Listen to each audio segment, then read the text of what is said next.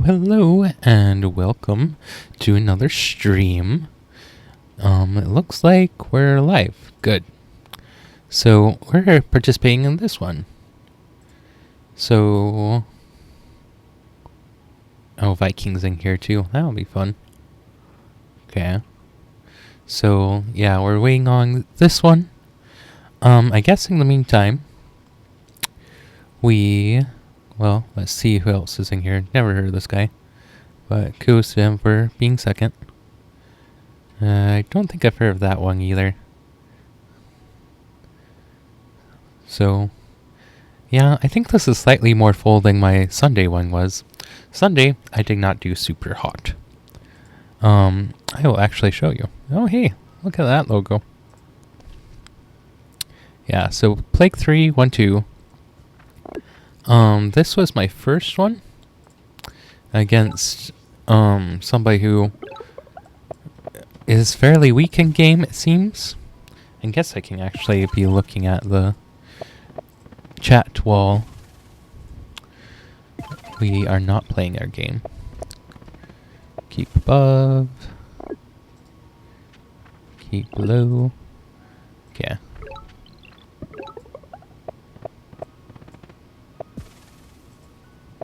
Okay.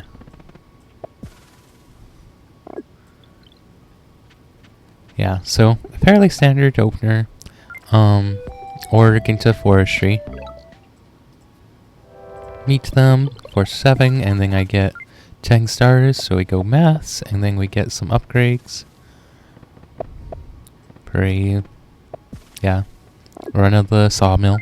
Kind of setup. I leave myself open for some nice windmill spots, but or not windmill, market spots, but I'm not like dead set on them. I have a nice level 5 here if I want. You can see that they're not far beyond this corner, and that their corner is not very big. It looks like there's water all in the center. So, when I see this, that's why I left this on there, by the way, is because I was going fishing next and I knew it. We board growth for naval dominance, of course. They have a giant, which, I mean, it's turn 11, well, turn 10 when we see it, so not unexpected. I can't remember. Oh, you're right. I push, and then I shoot. I was thinking about pushing to kill this catapult, if I could get here, but I couldn't block this tile. If I was able to block this tile somehow, I would have been able to snipe their catapult, but I couldn't, so we just go with this. I mean, it's fine. Get another giant for 7 stars only, which is pretty killer.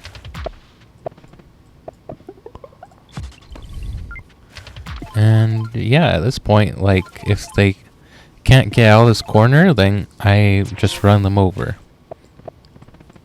Pretty nice spawn win. And spoiler alert, they don't get out of the corner.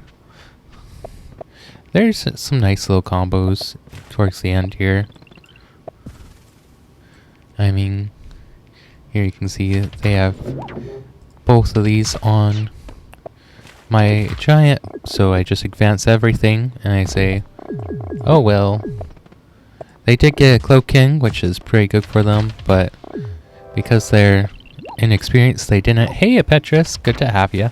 Since they're inexperienced, they didn't get the next cloak in, like they didn't keep making cloaks. I did mess this up. I accidentally placed support here when I meant to not putting this save, but whatever.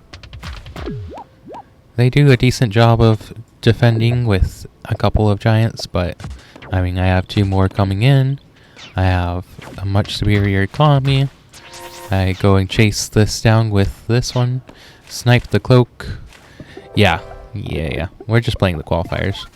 I slip onto here before they get, of course. They're chasing my giant with their giants, which is never a situation you want to be in. I also have this really fun move, if you guys can see it. Give you a second to spot it. we gotta make sure we get the push order correct, which is why this had to go here. It's because the move direction, if I remember right, was like here. Or no, it was like, yeah, it was somewhere over this way. It actually was just going that way. Now that I look at this again, so that wasn't necessary. But yeah, just and rogues, and then they give up the ghost. Even though, I mean, they could technically unsiege once more. But they say, you win. Okay. I don't think we have our game yet. Yeah. Okay. First try went okay. First two games were fairly easy. Well, this one wasn't super easy, but I still got it. Watch. First game was silly easy. They cloaked me once, so that was the one time I was like, oh hey, challenge. But yeah, they take an explorer on their capital, which ends up working better than it should, but you know.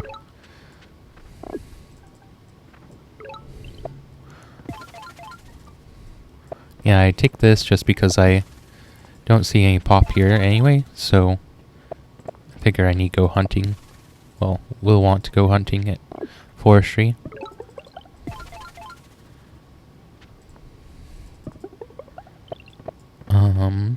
If I remember right, I don't capture this turn either because it was not going to pay for itself. And also, yeah, I saw that.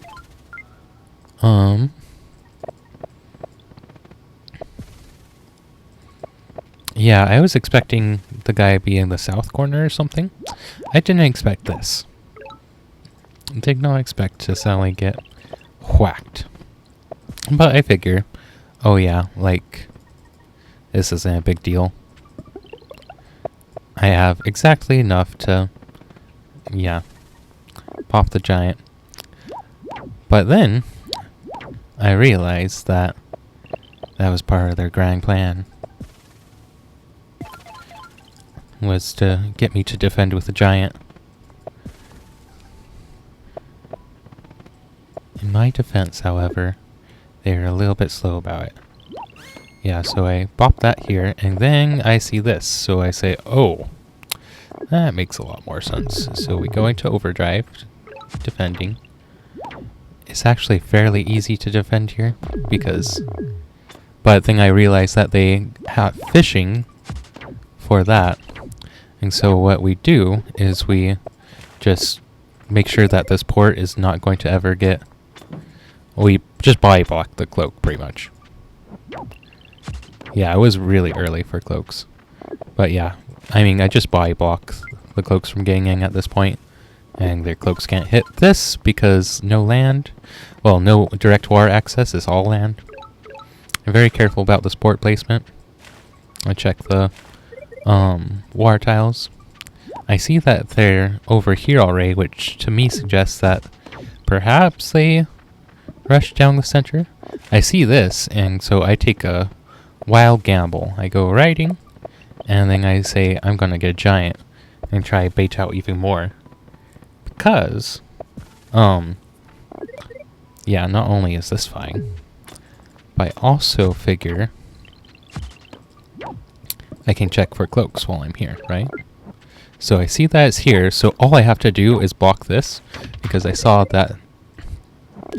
Yeah, I saw that when the rare is here, there's no cloak indicator. Move here, because honestly, this is where I expected it to go.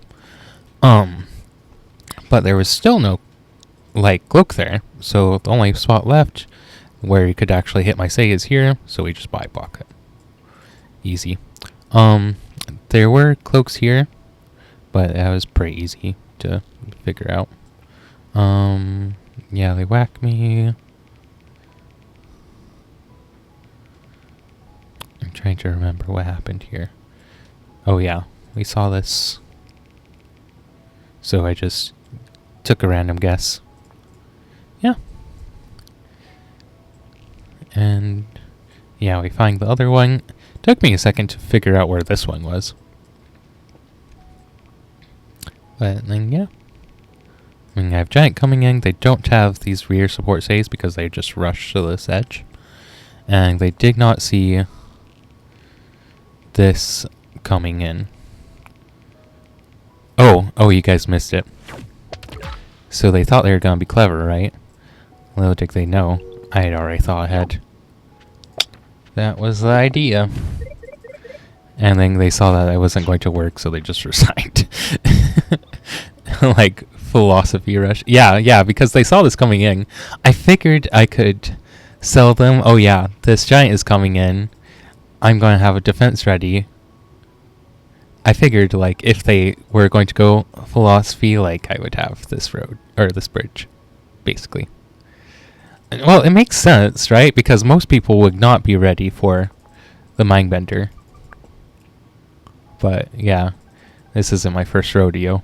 They deserved what they get. Yeah, not my first rodeo. But, yeah, no, that was pretty fun. We are still waiting, right?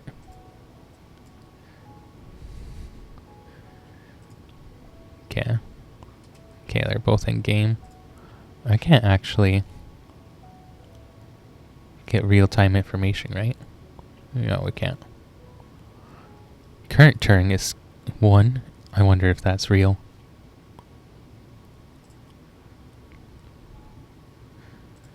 If this is on 1... Oh, their current turn is game 2. Or sorry, their game is currently on turn 2. That was silly to say. Okay. 2. Huh. Well, I guess these peeps are slow. This last game, though, was tricky. I think I identified what I did wrong. Like, they expected to make sweeting with that type of strategy. I mean, maybe they did. So this starts off really well, right?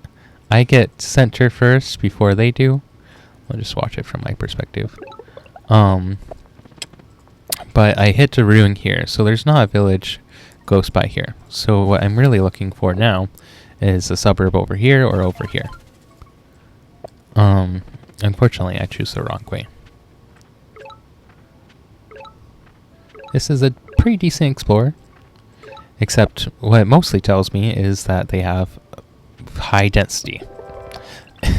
And that's about it. I got riding here to go backwards further, or faster. I think that was a mistake. I think I need to go hunting here. However, I wasn't seeing much in the way of expanding, so I was getting nervous. Yeah, so we can see here, yeah, I missed this village, but there's one here, and there's also one over here, and one here. So, like, this is okay, right? But the thing is, they have some killer sawmill setups.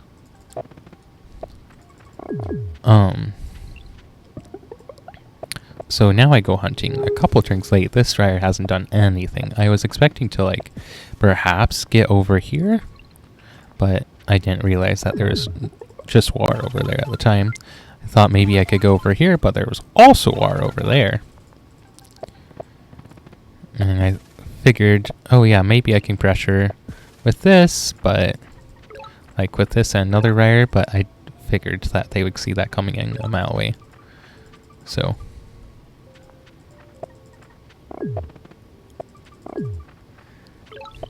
you can see my idea here was to block this, but they blocked me from blocking this tile. Just because this one is pretty important. Well, it was more important when it had ammo on it, but... Okay. They spend a lot of stars dealing with my defender, which I'm fairly happy with. But this is when things start getting bad. I have to get a giant here to defend against their giant. That's non-negotiable. They have 6 A's, so they have Bazaar whenever they want it. I mean, I do too, but my Bazaar is nowhere near as compact as theirs is. Like, I mean, this takes 1, 2, 3, 4, 5, 6 rogues. Like, oh, I guess 8. 8 rogues Cap Siege with Defender. I thought about it, but they kept blocking it. Yeah, if we go slower, if we go back, you can see... Even if I had made a unit here, they just put their warrior right here. And can also see, like, yeah, they could just make a defender there whenever, or she could just make a defender there whenever she wanted. And worst to worst, okay, let's just make another freaking defender here, and then suddenly I don't have the tiles to attack from. Like, enough tiles to kill the defender. Yeah, I would need some more support for that sort of thing. We can scoot forward. Yeah, I go economy finally, but it takes me a long time. Because, I mean, invested into rogues early, which was a big mistake, I think.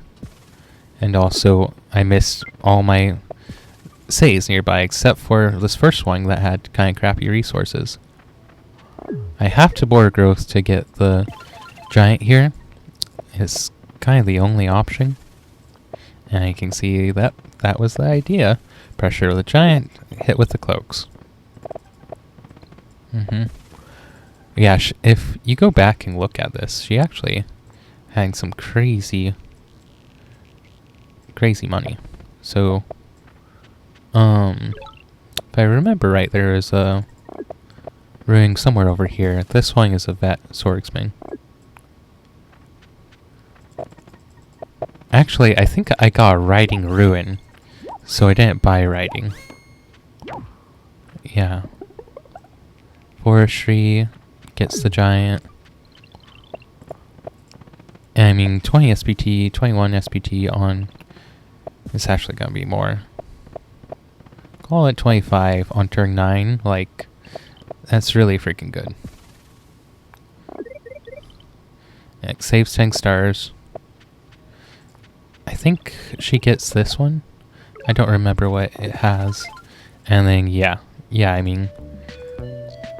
It was only 25 for her? Oh no, it was a little bit less than that, because she hasn't captured this yet. So it was, what, 22? So 30 stars for the first cloak, when the cloak is not blockable at all. And heck, yeah. Like, I'm not sure what the idea with this is. I think she forgot she didn't have fishing. But yeah, this is close to unlosable. Like, sieging with this, so either the giant captures or the cloak hits it next turn. Like, no other options. She even left this open so that I could dunk siege easy.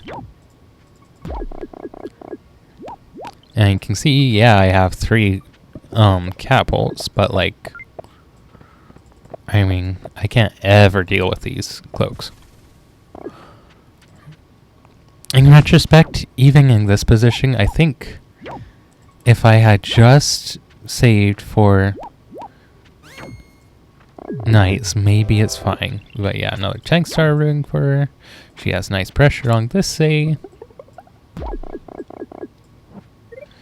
These cloaks are never gonna stop.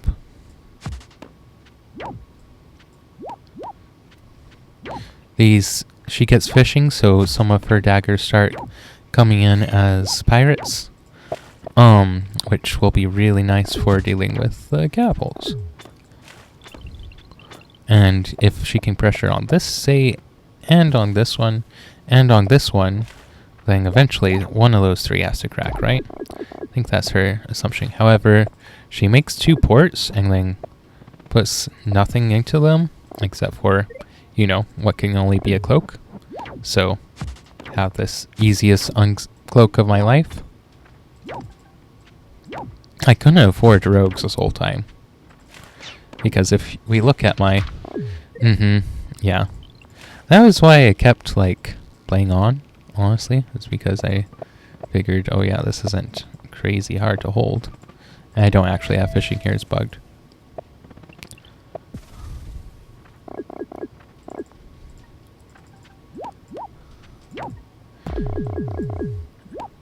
I mean, didn't play my best either.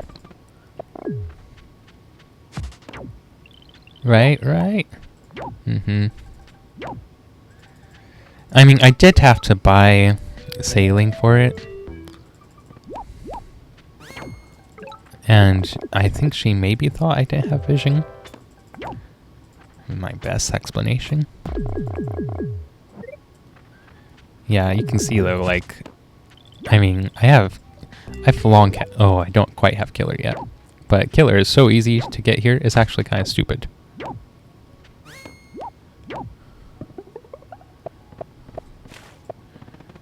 I think I end up with, like, just ridiculous numbers of kills on these.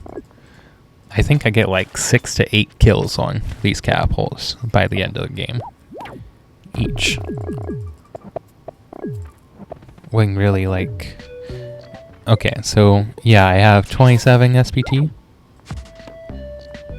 But, like, I had to dump a bunch to make sure that this didn't get cloaked and this didn't get cloaked, because there's no way I was dealing with both of those.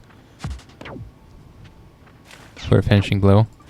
Yeah, I think she made too many cloaks, but at the same time, like, she makes sure that even when I got a cloak or two, like when I uncovered a cloak or two, she was always able to cloak. Which, keeping the pressure up was definitely worth it. And yeah, eventually she gets into the war over here, and that's game ending. She is dealing with this one, and once this is gone, like, I have to defend this say too. I do lock these two says down from, like, cloak production at least, by just leaving my varying swordsman and the warrior around.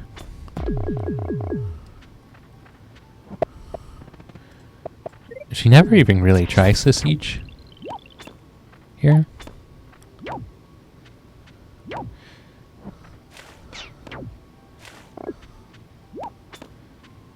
So you can see it looked a little bit weird in the replay there, but the reason I did all that was to get this cloak because I figured it was there.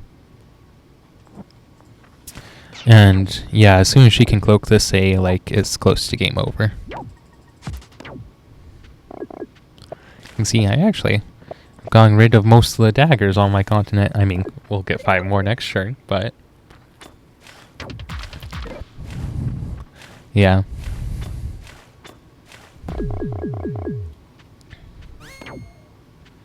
I mean, these catapults allow the clear. I really messed up this giant by just letting it be by itself. I forget that against Quetzali, like, giants by themselves just don't do anything. Yeah, no, it was very much not fun, but very easy for her to play. One of those lovely gaming balances. Forgot to actually cloak this time, but I think it was because I finally dented enough cloaks. Yeah, just run around and snipe. Yeah, I completely lost the war on both sides, pretty much.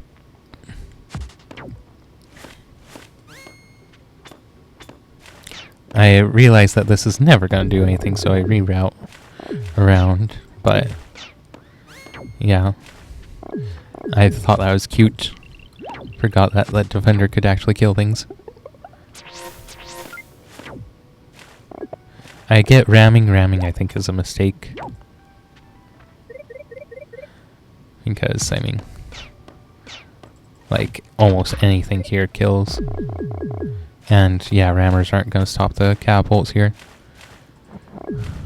Just cloaks. Just cloaks and naval. Yeah, I think if I'd got my eco up faster instead of leaning into the riders, because what was that ruin? I got a ruin like right there. Okay. Yeah, it was a riding ruin. So I think if I just made one rider... I mean, I did force out a ton of warriors, but that was mostly just from the cloak anyway. This was actually primarily to explore this way too. Yeah. I don't know. Maybe if I just dedicate, like, my stars to Shiv. But at this point, like, I mean, this is doing me... This say was doing me active harm from all the cloaking. No, these were best of 1 rounds. Yeah, I think I could have beat her twice, just not with this spawn. Which is ironic because I got the lucky first player setup where I got this A. Actually, super intelligence thing I have played, or superficial intelligence thing I have played quite a few games. I think this is their first time beating me. Feels bad, man.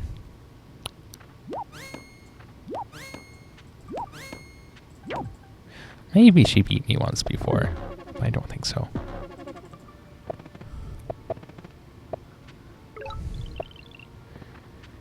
Yeah, that beautiful density, though.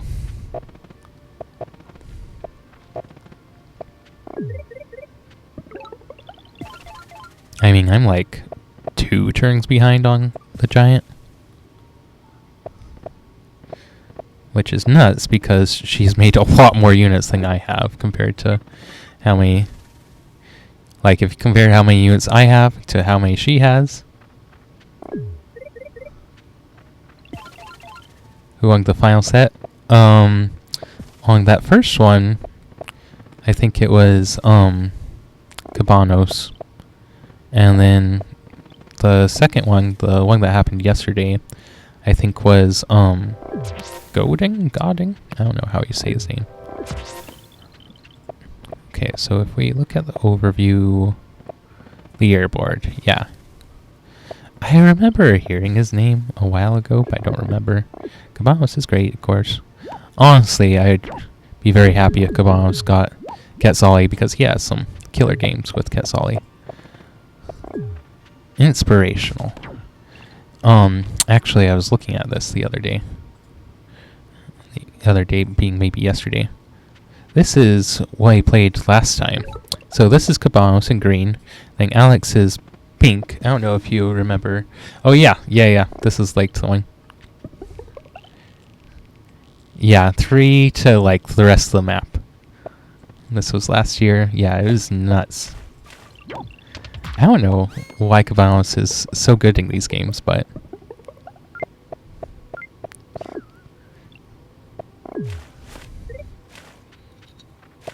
Yeah. I mean, to be fair, I don't think Alex played this one pretty well, but I also think that he just assumed, oh yeah, I won. Yeah, I did the same thing. He was the bossy down in this corner, and Justine had the rest of the map to like his 3 says or something. Yeah. Honestly, like, I think it really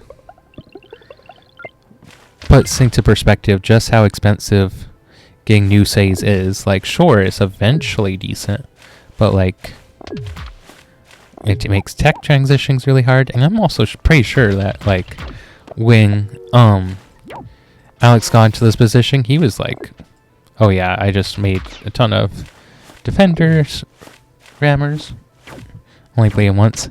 I think I've played him a couple of times. I don't remember, honestly. Yeah, and like, he makes a very mature decision to get off the war too, which I'm really impressed by. Like, every time I'm like, wow, I would feel so hopeless like if I had to get off the water. And he also like rotates his units from, yeah, it was. He also rotates his units from one side to the other based on like which lake has more stuff in it. Like, this side of the lake has more stuff in it, so he puts more things over here. He puts like one sacrificial unit over here.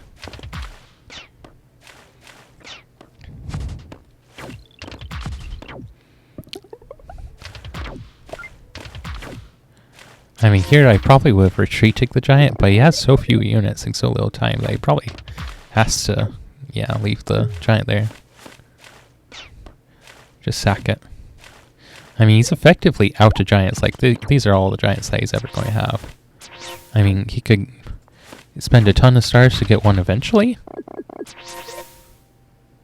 But also, like, he's made so many units, saying Alex took the time off to get markets. Yeah, splash and catapults, like, and then bombers to press land. Like, honestly, I think bombers are mostly useful for amphibious warfares, not so much like naval combat.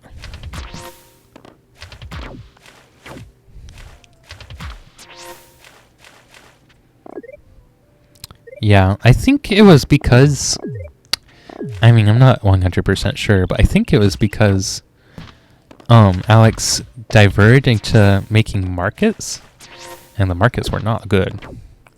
Like, not that good. Like, sure, they eventually paid for themselves, but, like, not really, because he lost all of his... Oh, the aquatism part I forgot about. That is a good point.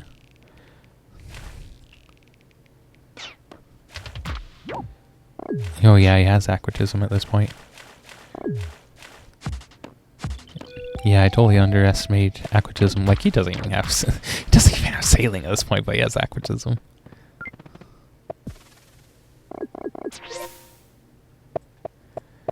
And he, like, spreads out the units too. Has, like, one safe unit. I think, yeah. See, he got the markets here, and he's not able to make some of these into units. Like, I think if he had, like, saved the... that makes a lot of sense. I think maybe if Alex, instead of having markets, had, like, that same amount of stars to go for, bombers, and, like, bombed this, because he knows where the catapults are. Like... Yeah, you can actually even make one this turn. And, like, he also got trade already. So, like, I mean, he already, like, invested way too much stars doing nothing. I think, yeah, if instead of going trade here, you, like, make a bomber, realize it's gonna die, but make the bomber to kill 2 catapults, or dent 2 catapults. Yeah. Yeah, I think he went markets at the critically worst time. Because, I mean, really, like, realistically speaking, how much money did the markets give him? It gave him 5 and 11 SPT. Wait, it only gave him 11 SPT? And, like... I'm like, how much did these cost? Okay, wait. So I kind of understand the rogues here, but I also really disagree with them. Okay, when did he go? Yeah, I think that's exactly what happened. I think he thought he had the game, so he, like, checked out a little bit. I mean, okay, riders do fine here. Doesn't get into the war.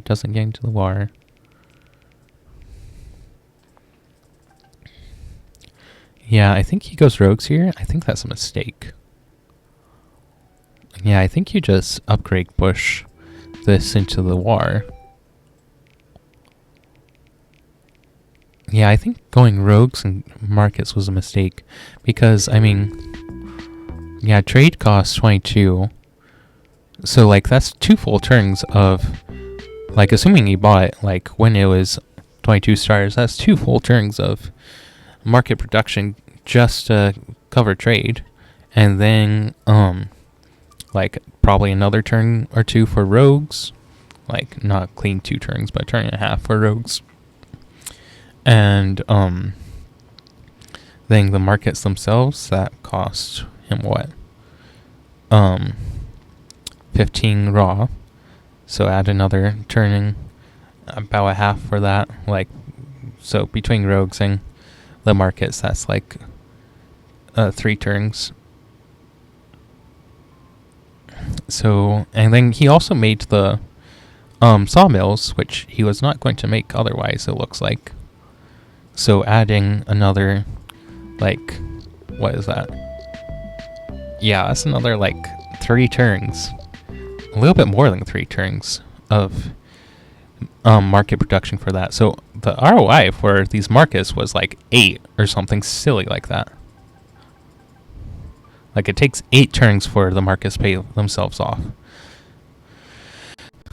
when you factor in all the costs. And it's hard to do that math on the fly, but like, also you can look and see like, oh yeah, these markets aren't that great. Therefore, maybe we should go for bombers.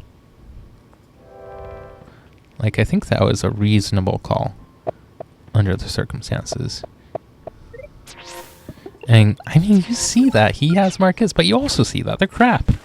And that you have, like, double the size that he has. So, like, even if he has okay markets, like, you still have double the size. It's better to have the initiative than to have more size.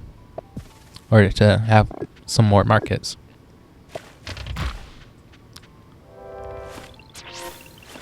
Gonna start rooting too.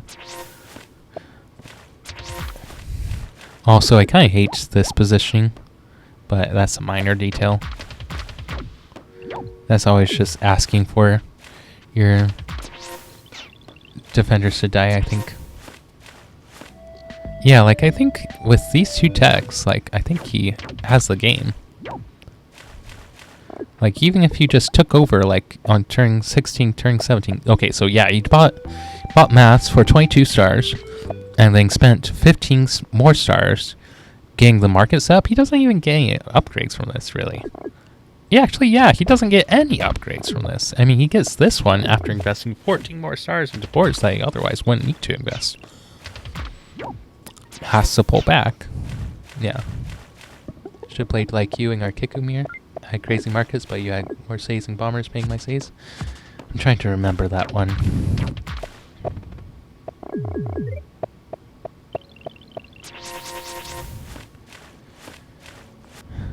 I'm not remembering the positioning on that one. Oh, wait a second. Uh-oh. That would have been embarrassing. I almost missed our game. Okay, so I've got to stop looking. Okay. See you on the other side of this. Okay, he spawned in corner. Okay, let's go warrior. This looks to me like we're gonna have to go into the lake. He's probably right there. Well, actually, north is usually in the... Or when they get the lighthouse is usually in the north, right? Okay, I think the other one is over here. I want to go south, but I think we'll skip it for now. We're not getting an early level 3 with this resource split anyway, unless we go fishing. But if we go fishing, then we're making a port, etc. Okay. Don't forget to upgrade. Honestly, here I'm leaning towards going fishing right away. Like, not literally right away, but like going fishing now. And you know I shouldn't say now either. Go fishing as my second tech. That's accurate. Okay. Yeah, because I don't really have much upgrade potential.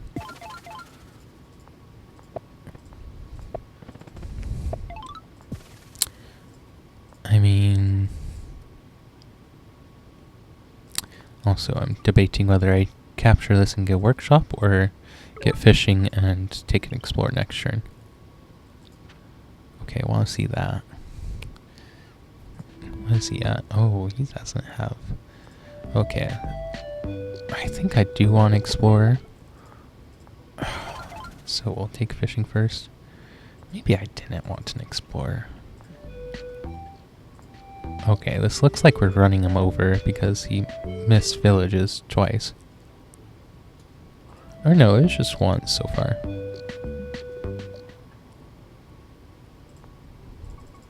Okay, I think we go here to check what these tiles are. If these tiles are war, okay, they are. I think we want this port here then. 1, 2, 3, 4, 5. Yeah, 1 too far away. Okay, let's do it like this.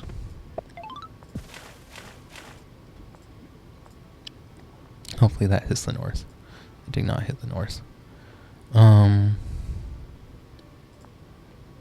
think this is actually just as fast, which is sad.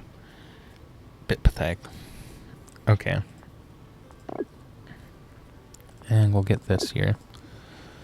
So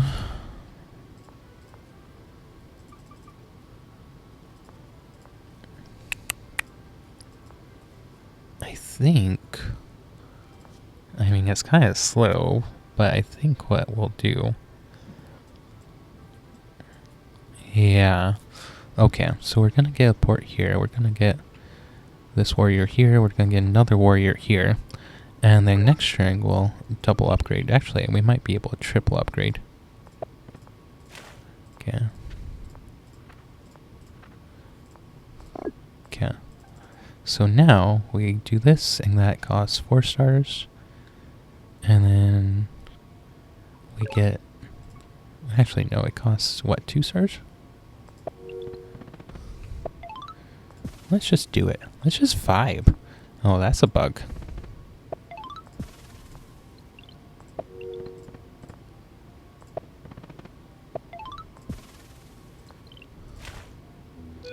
Oof.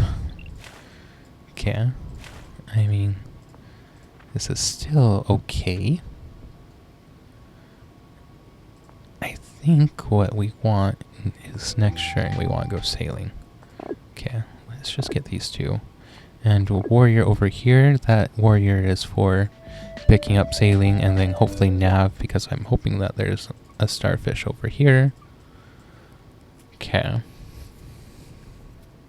I didn't actually leave myself much leeway for... Actually, I didn't leave myself any leeway for getting another, or for getting a scout. Yeah, I should have skipped 1 unit to get a scout.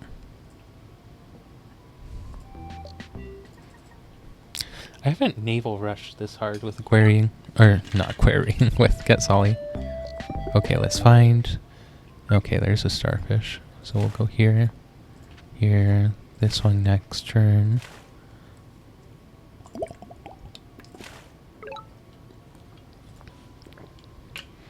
Okay. Yeah, so we have 4 stars left over. Oh, wow, that sucks. I think that's going to be... Actually, no, because we have nav too.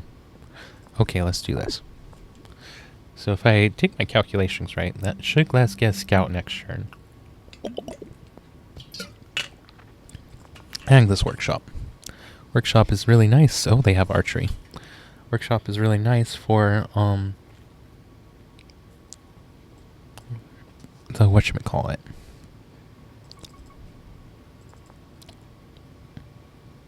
Where that say? I don't know where I was supposed to go with that sentence. It's kind of underwhelming. Okay.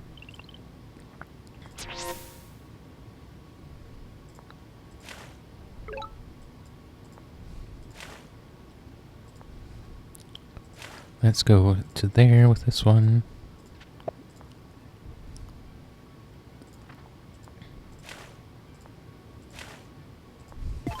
Okay, we're looking pretty good. I mean, no giants on the immediate horizon, but that's to be expected, I think.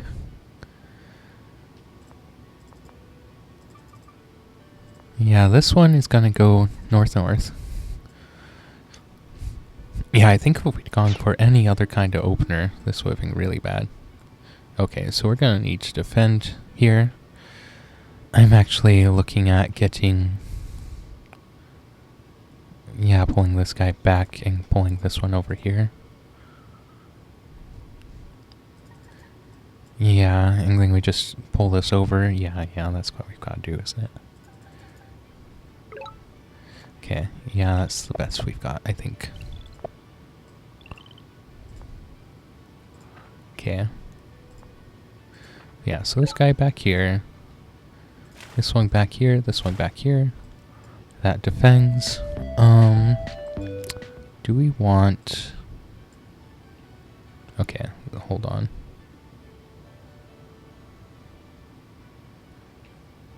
This can probably get one lighthouse, so we're pretty close. 14. I'm debating whether we go giant here or whether we go diplomacy. Diplomacy is fun. Don't get me wrong. But giant might be better. We have 3.5 minutes.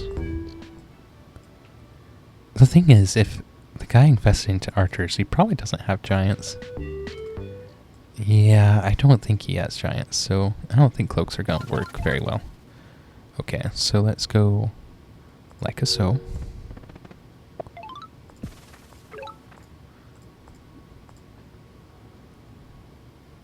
Oh, sheesh. Missed the lighthouse. Just typical. Okay, we could still get the thing here. The giant. I think that's good. Yeah, let's do it. Okay, so we have plenty of stars for that next turn. I think we get a second giant over here. Of course, we can't get this turn, but we can get it next turn. That'll be good enough. Okay, so 10 stars are gonna get invested into defending this, but that's fine. This giant is gonna go north because I don't believe they have vision on that. No, they don't. Honestly, that's okay. There's not another village in this corner, so we're getting everything. Okay. That's gonna be board growth, yeah. So I think cloaks now are probably good. To me, this also looks like they don't have war excess except for these tiles.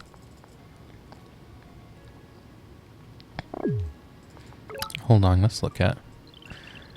Yeah, this is looking pretty good for us, I think. Okay.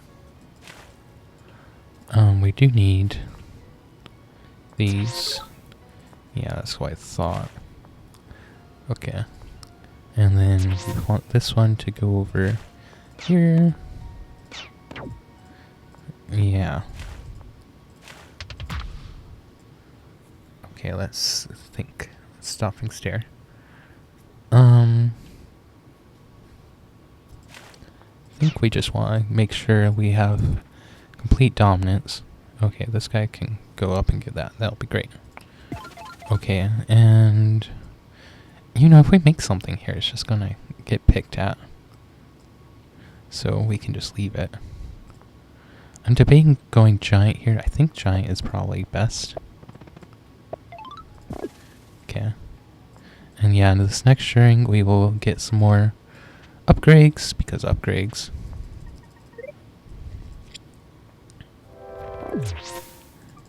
Honestly, I don't know that I terribly mind that. This taking the hit is fine.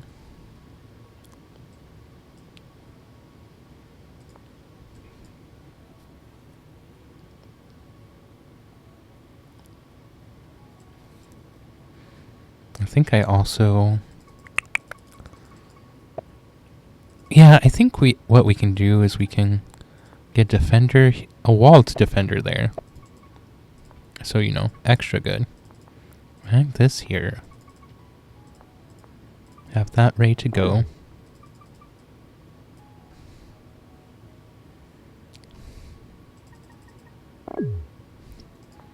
Yeah, because this healed, this is not swingable for them. Nice. Okay.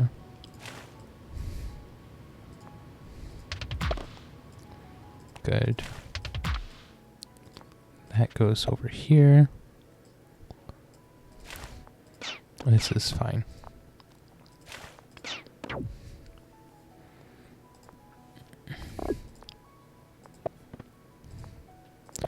Yeah, let's get this as a wall. Because I don't think this is breakable. Period. We're also going to go a little crazy here. I think... I'm debating putting a juggernaut, or sorry, bomber here or here.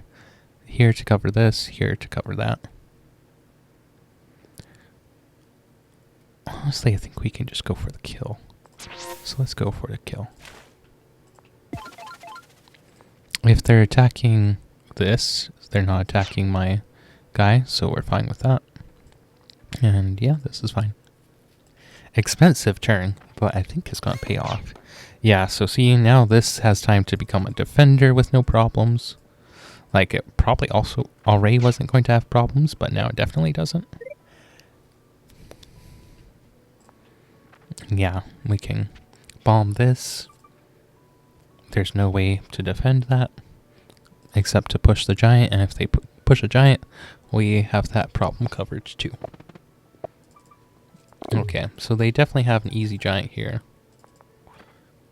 Honestly, it only costs them... I don't know if they have fishing yet, so it costs them 5 stars at most.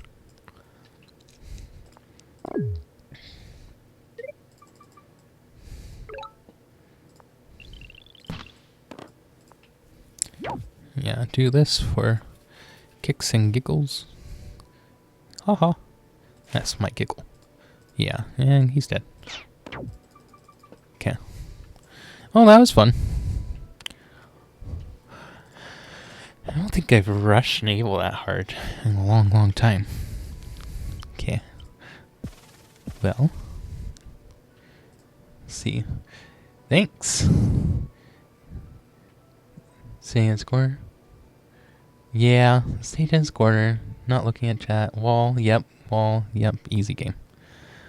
Yeah, the first game is usually pretty easy. 1-0. I don't know anything about this person. Oh, you're not supposed to see that.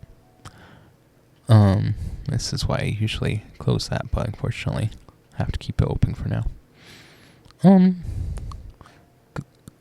Yeah, I'm kind of surprised at how good it is for Naval Rush.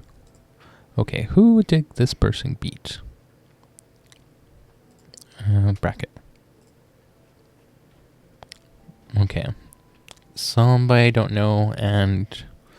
Oh, they beat, like, somebody in 20, but honestly, I feel like if you're in the top, like, you know, like, these placement scores only mattering, like, the top 8 or so. It seems like those are the people that are, like, rank 5, because, yeah, what is this person? Without game being played, oops. Tier 4, yeah, like to 12. Dingies can be really good too, yeah. Yeah, I was debating rushing for Dingies, but it didn't end up being, like, necessary. Like, I looked at the score and I said, this guy probably doesn't have giants. And we took an explorer, and the guy did not have giants. Surprise.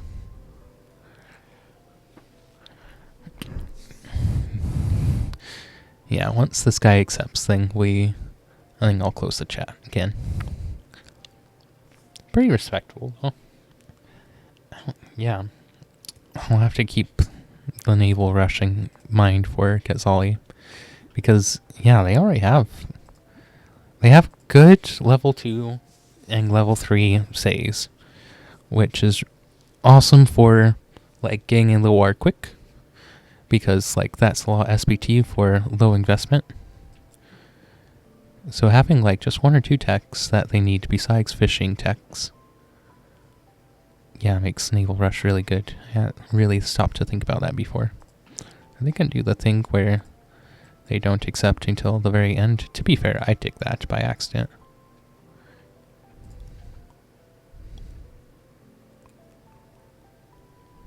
Oh wait, that was the wrong person. Where am I? Where am I? Oh, this person. Oh, tier 3, yeah. Plague 7. 0% win rate? Ding. How many have I played? 154. How long's it usually takes the full set. I don't know on this version,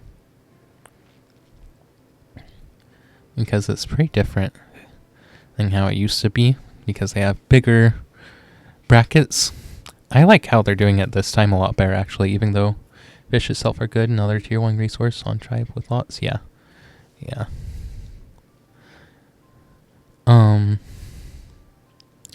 So yeah, there's 6 rounds. We finished the first 2. We're on the 3rd.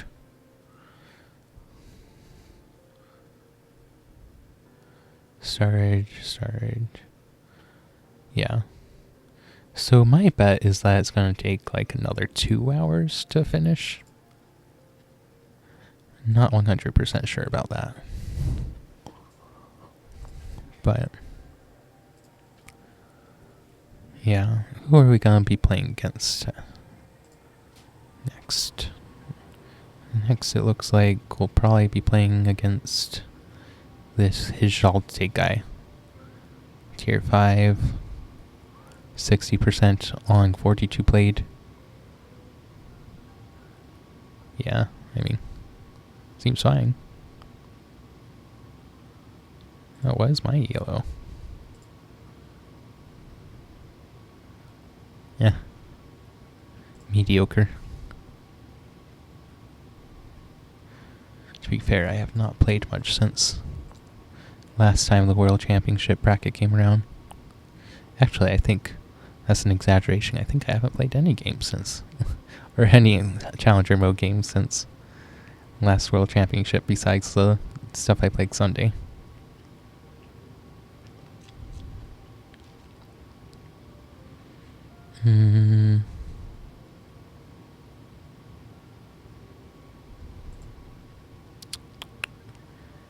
Unranked. Oh, well, that looks like a fun cleanup.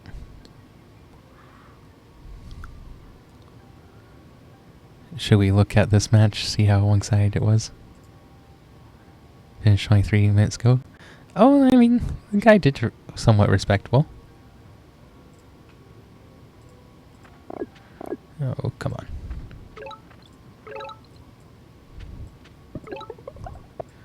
So this is Viking.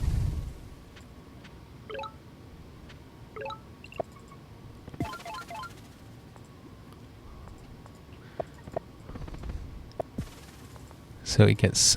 Wow, that's bold. I think Viking will regret that now.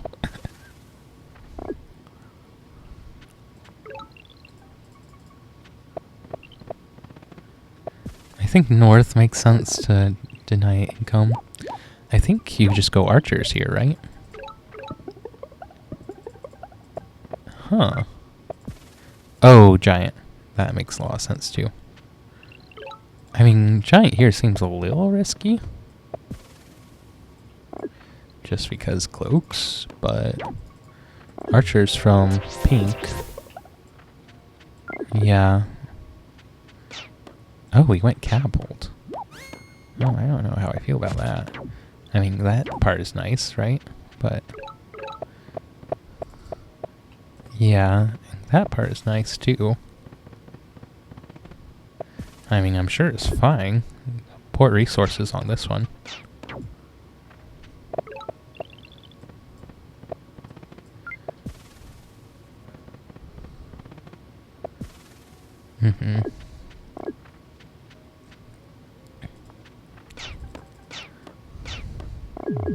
Yeah, I don't love... I dig that. I mean, I guess he's trading. Now, did he leave that open? Catapult is not worth that. Yeah.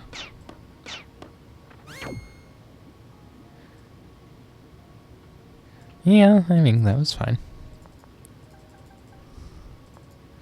Oh wow, this is a crappy capital for this map. And yeah, missing your suburb is bad.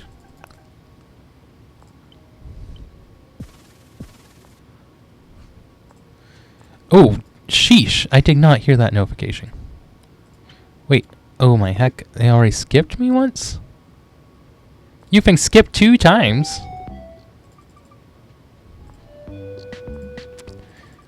Well, that's obnoxious. This is what I get for looking at other people's games. Okay. Well, we're not getting skipped again. That's for darn sure.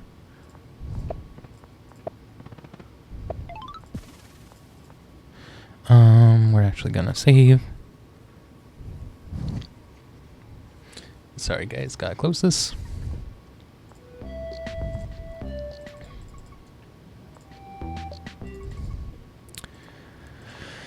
I guess we gotta watch this like a hawk.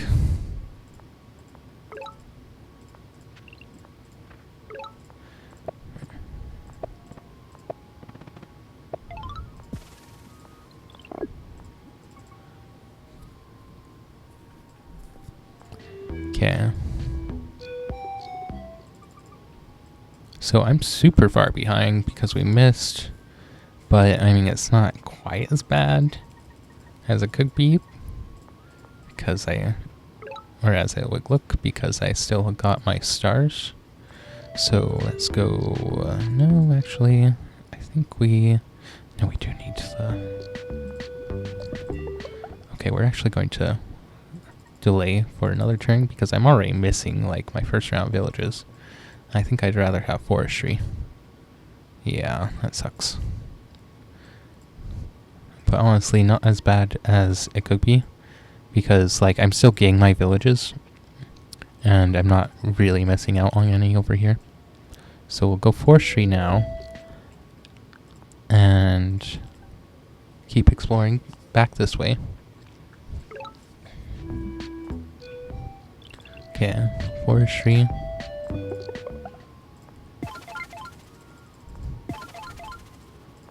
Okay. Okay.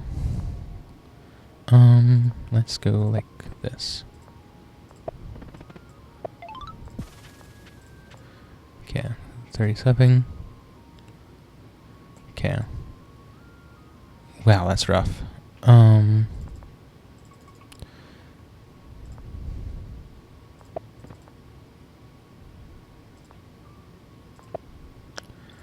Okay, we can chop this. We need to chop one more. We'll chop this one.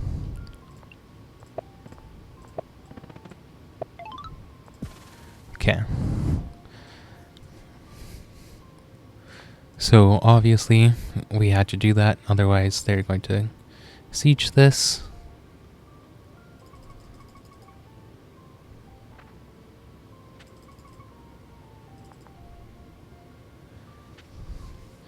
That was pretty close though. Too close for comfort.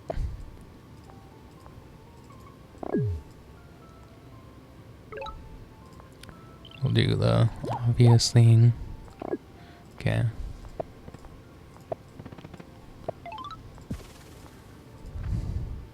Sha. Okay, there's a thing over there. I think we just gotta save. Yeah, this is annoying, but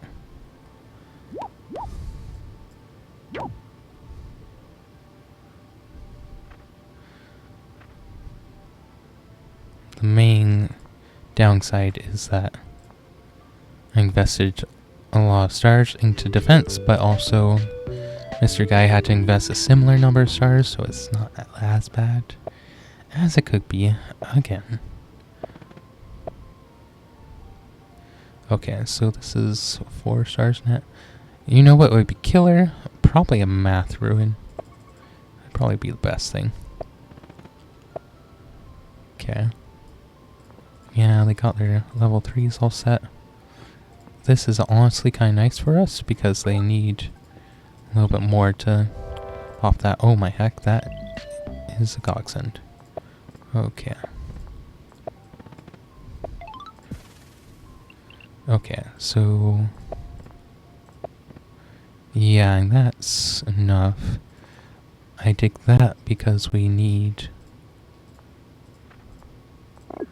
Okay, so now we close this down and we get this. Okay, so that's exactly enough for maths next turn, and they can't block this tile, so I think it's fine. Okay. Catapults.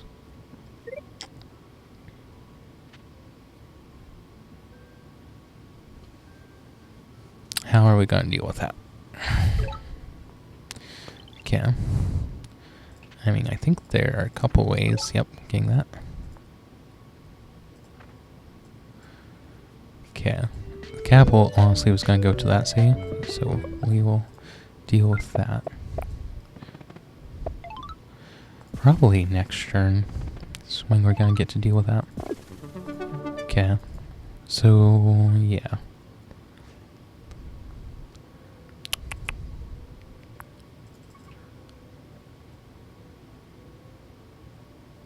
Oh, it doesn't matter. Yeah, no, this is better. Okay. So let's have them think that this is good. The downside is... Oh, that was the wrong one to hit. They could have sieged this. Yeah, the crazy thing is, like, this catapult isn't even really getting through the heel.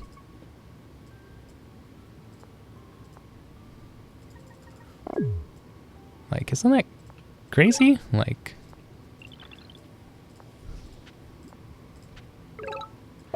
Okay. Fun. I don't know if they took the Explorer or not. Okay.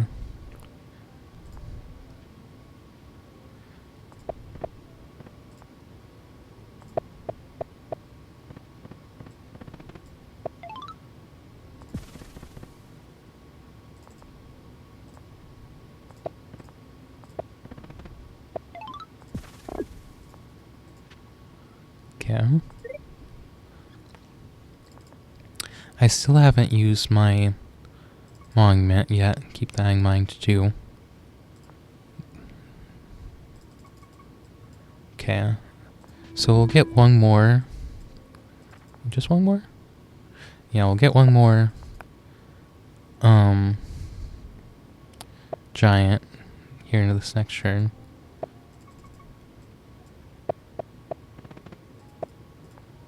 Okay. I guess we could go cloaks.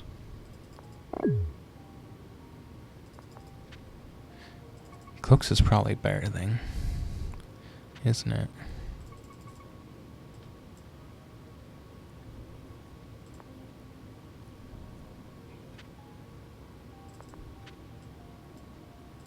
Okay, can I push?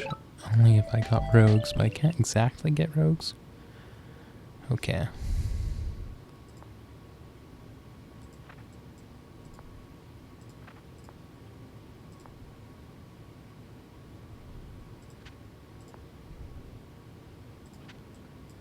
Okay, let's go. Yeah, let's get. Okay, time to check this. Nope, nothing there. Okay.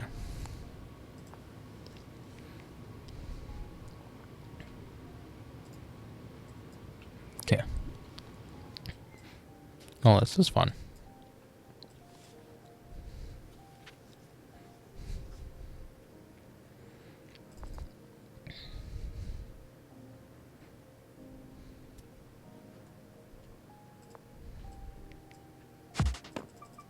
Yeah, I thought that's the one he was going to go for.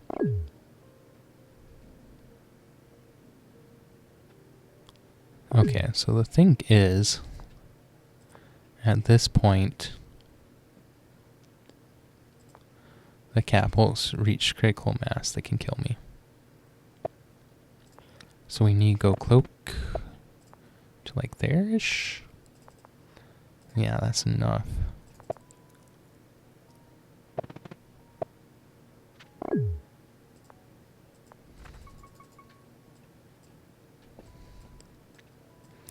Man, imagine how good this would be for me if I had got my first couple of turns skipped.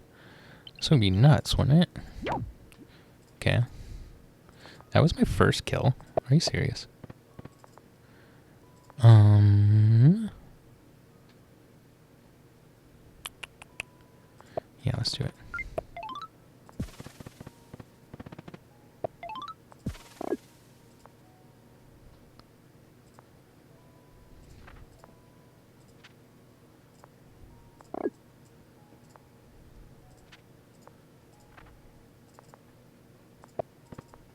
Okay, workshop.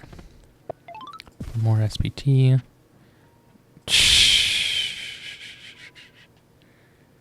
Okay, that's fun.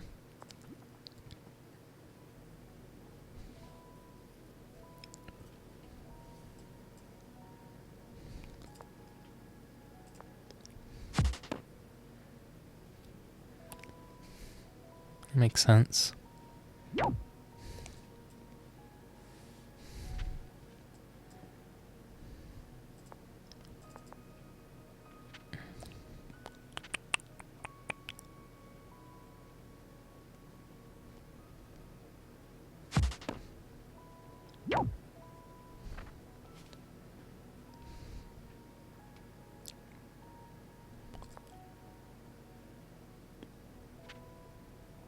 Trying to figure out if this is good for me.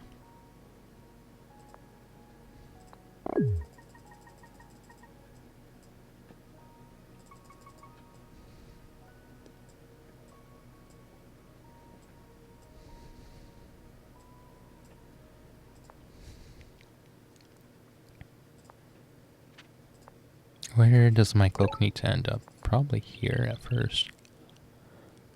Right? So let's go something like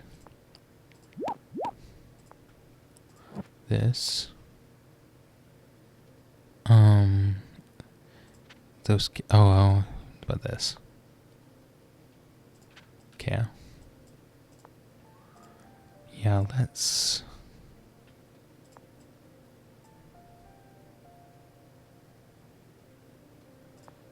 get one here.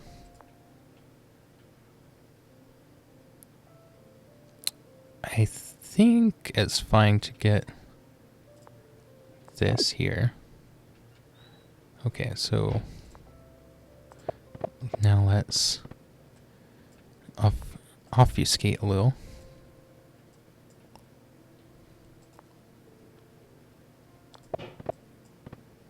Okay. Good old obfuscation. Go over there. Okay. So the idea here, of course, is how are you going to deal with all this? Okay, yeah, that's the downside. To actually preventing the number of units attacking my stuff. I think we need to go Shiv. Just 100% need to go Shiv. Yeah, that's a kill on my thing, isn't it? Upside. Okay, yeah, I thought they might do that. Of course, you can siege with climbing here. It's probably worth it too.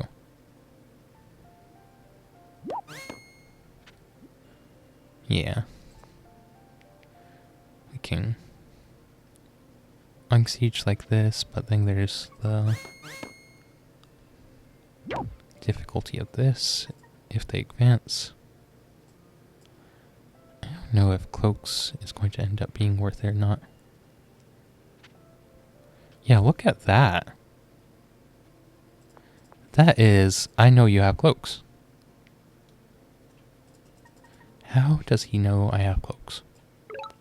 He hasn't taken an explorer, period. Full stop. Okay, let's do it like this.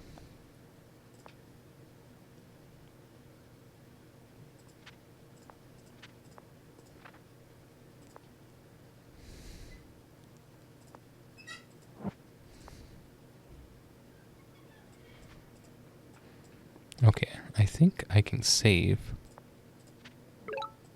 Gosh.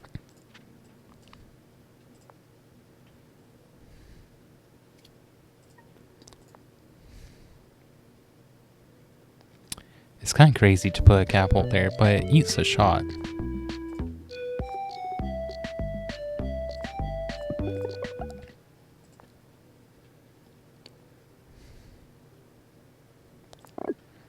We'll put a rider there to eat a shot. Because this rider looks like it can clear stuff. I'm not sure that it can actually clear stuff, but it looks like it can. He also has perfect vision on me. So there's that. Okay. Yeah, this can clear, can't it? And he's actually maintaining the perfect... Okay, never mind. There goes that.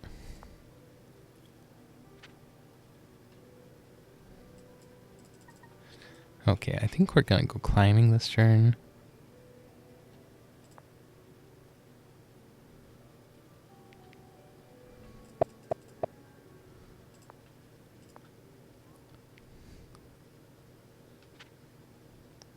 What is this giant doing? That's ugly. Okay. Well, this is fun.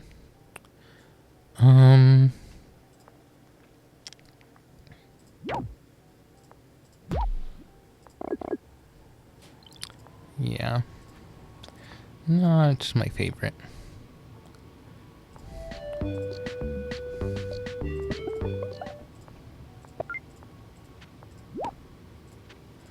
Okay.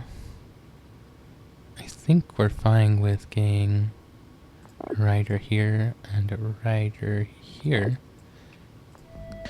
Going climbing. Probably getting a defender here. And calling that okay. I mean, I can't call it great, but it's okay.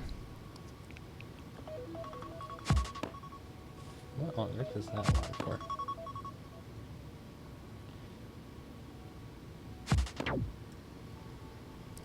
Really? Killing the giant? That was one of those lovely cases of,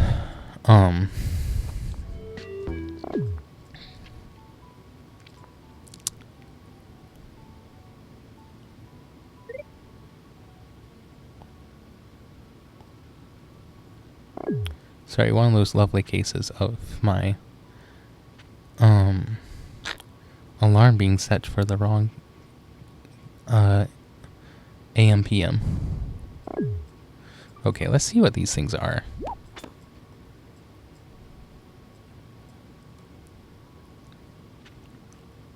We have lots of fun things to do this turn. Okay, be good, you're sucky. Be good, you're actually okay. Oh wait, I do have rogues already.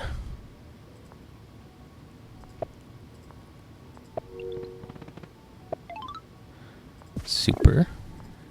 Oh, of course you went the wrong way. That's because you're my favorite. Okay. I'm feeling kind of tempted by all this, you know? Do we want 3 more? I'm leaning towards yes. Okay, yeah, let's...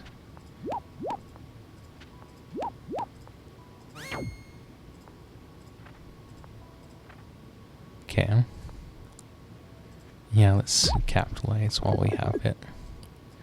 These cloaks should be able to finish the job nicely. Okay, we can't make it here, of course. We can make something here. I don't see that they have anything else going for them, really. So let's get this. Now, we can get the giant here with free spirit. That's crappy. I mean, we could go with spiritualism, but that's even worse.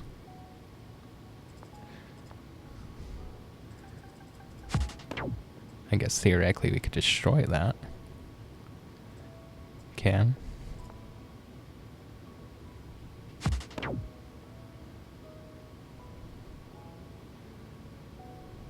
Wow, these cloaks really saved the game, didn't they? I honestly did not expect them to do that. Keeps using his defenders really strangely. Okay, so let's kill... Can we kill all of them? I think we can maybe kill both of these catapults, which is kind of nuts. It's not, but isn't that right?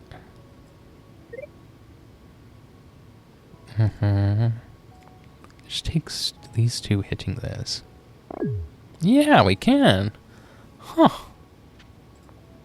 And that giant is pretending it's a warrior. No idea why that giant wants to be a warrior. But I suppose when you don't get what you want in life, you live your best truth or whatever. Okay. So I imagine this at least costs them rogues to unfog.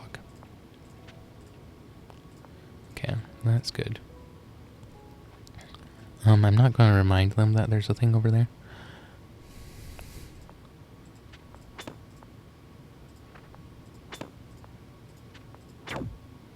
Okay, this actually kills this, so we will just do it like so.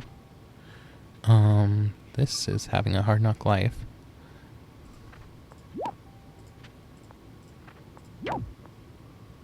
Okay, let's block things. Let's block things.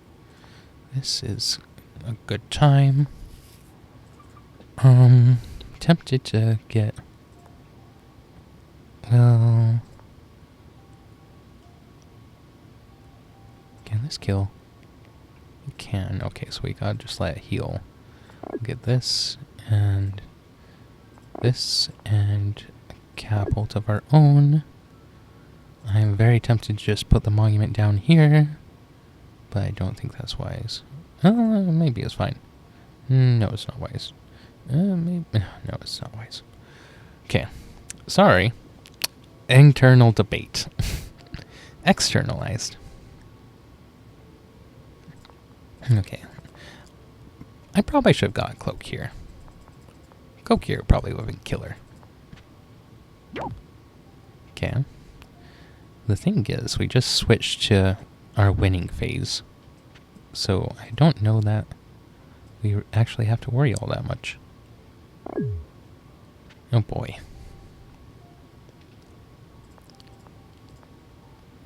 Now, imagine how much good this giant would be doing if it were over here on this flank. Oops, I don't know what I just did. I kicked my keyboard. Yeah, I hope you guys are enjoying this. I am recovering from my shock of there being a game all of a sudden.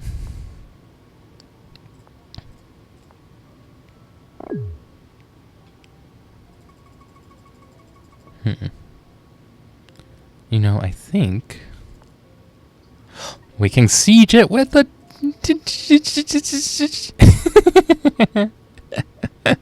Sorry, my brain broke because that's a freaking killer. Oh, I love these things sometimes.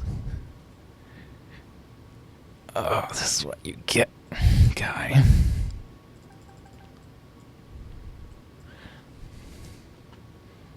We just were baiting them. We just wanted to make it look like we were going to lose on time. Just need to give the guy a feeling of superiority so that he could melt inside.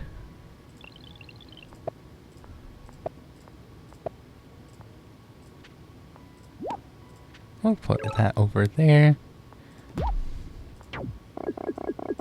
Hello. How you doing, mate? Hope you're having a good time. 'Cause I'm having a good time. Having a good time. Okay. Unfortunately... Yeah, I think we just gotta do this. Does that really kill? Okay. Gosh. That's sad. Guess it's fine.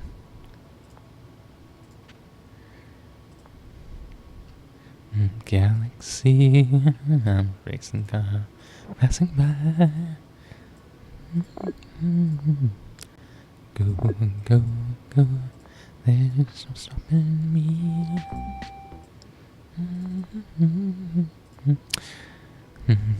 I'll just do it. 200 degrees, that's why they call Mr. Fahrenheit. Traveling at the speed of light. Supersonic man, now you. Okay, I should probably stop singing that, because otherwise we're gonna get copyright. But I mean, okay, we're having a good time. We're having a good time. Okay, what score are they? Are missing 4, right? Because that's a level 5. Yeah, 4 pop. And yeah, that's the easiest thing to do. That is silly. Uh-huh.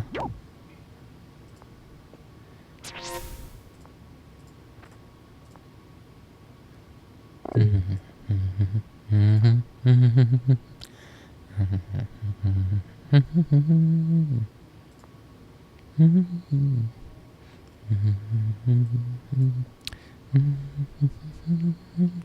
think we're just gonna remove the catapults from the game. I think we're gonna press the delete button also. Mr. Guy could have got to giant here, but decided not to. Yeah. That was fun. Unpleasant surprise. What you guys didn't even say? Oh my heck, you almost lost.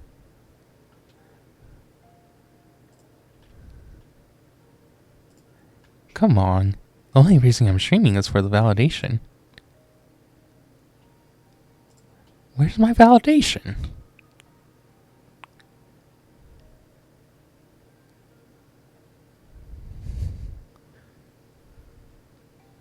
I bet that guy is so ticked right now, though. I mean,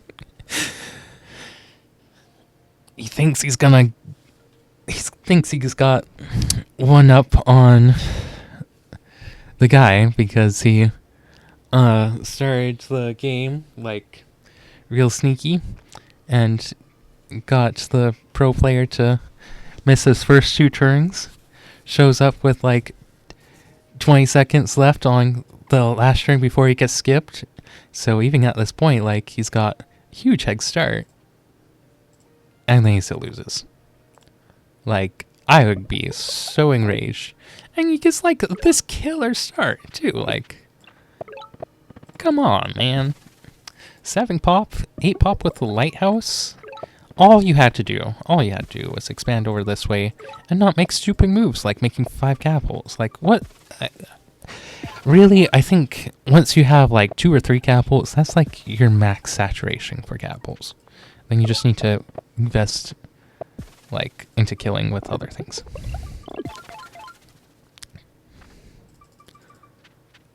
I think writing was probably a mistake there. Yeah, like, I still have really decent economy. And then he thinks he's gonna pull a fast one on me, like...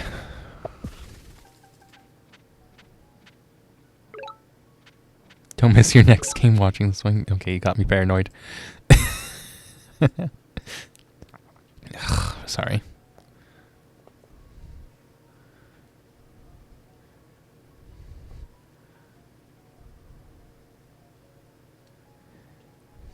What turn are these guys on? Go to game. Current turn 0. Yeah, that didn't update.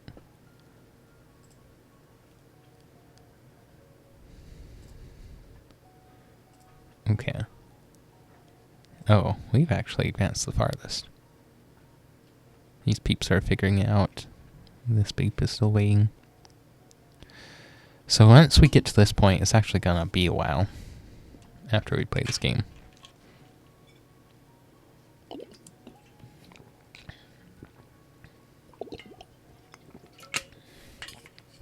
I mean, to be fair, so long as I don't press accept the invite and then go away from the invite, I have a 10-minute window in which to accept the next game. So it's probably okay. Even still. I don't think I've sacked 3 giants just to get Cloak off before either. I mean, I don't know. Part of me wonders if I should have just gone for knights in that position, because you way over invested into the capitals. I guess, yeah, we haven't accepted it, so. If I'd missed my 3rd turn, yes, I would have been out of the tourney. If I'd missed the last turn. Or if I had gotten slightly unlucky with that explorer and not realized that they're about to kill me.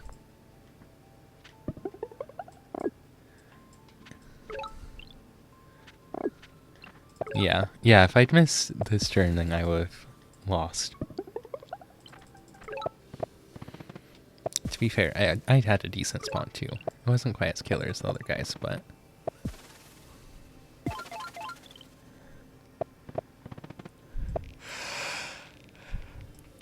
Welcome to the stream, by the way, D3. It's good to have you. Sorry for the derpiness.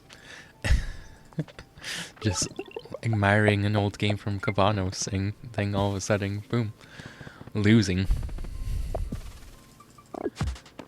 Okay. Yeah, I missed the line to this pop, but honestly it's because I was so worried about timing out. I mean, as long as I'm moving, it doesn't super matter if I time out, but I was pretty low on time, all things considered. Wait a second.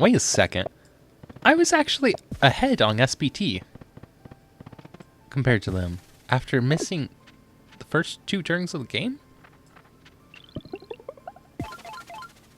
What is this nonsense? Also, I really don't get why this giant went on an adventure all by itself instead of being relevant.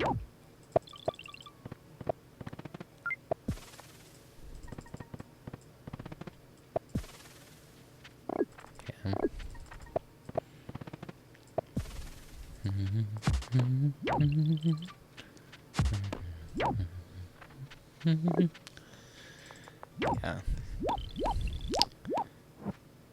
He could have got a giant back here. I mean, cloaks came up fast. He did not have vision on my cloaks. That was a risk I decided to take, and it worked out fine.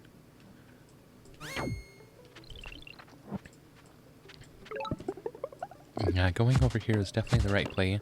Not only, like, did it mean that I probably could siege this, but it also meant that I could go for this. Also, having it go from here to this side just looks funny. Honestly, too, I think that bridge was probably essential. Yeah, I don't know. How fast would I... The other thing is, too, there would be no psychic pressure for him. Okay, so let's say... at this point, I save for cloaks. Wait. Oh, no, I would need to save back here? Is that right? Yeah. Well, let's say I go for Free Spirit here. So turn 11, Free Spirit, 0 stars. Then here, it's 16. So... yeah, we probably still just go for that. So, okay. At this point, we have 13 stars. So next turn we get a knight. Can we use a knight on this turn if we have one? Wait, is it... It was this turn, right? Yeah. Yeah, it was this turn. Okay. Oh no, we get the knight this turn. And then... this turn, could we use the knight? I think he would split up his things because he saw this, but he couldn't have split them up well enough, I don't think. Yeah, I guess the knights actually would have hit this exact same turn. By whiffing a more game-ending move in this position. I mean, that kills everything that he has. If I go for knights here.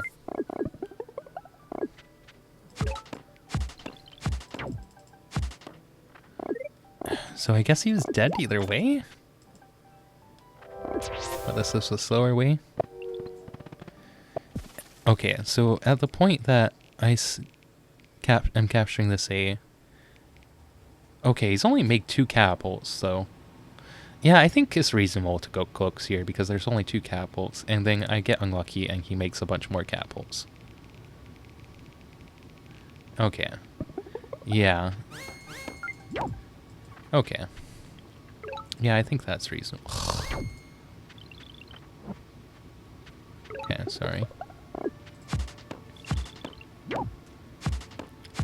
Okay.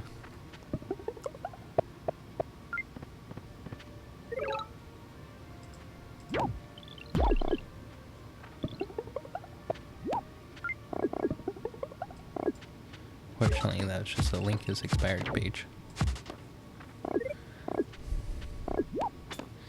I mean, maybe I could have said, like, I'm baiting out more units or more capitals by pressuring with my giants, and then I back off once he has the giants, but I don't, or capitals, but I don't think that's really sustainable.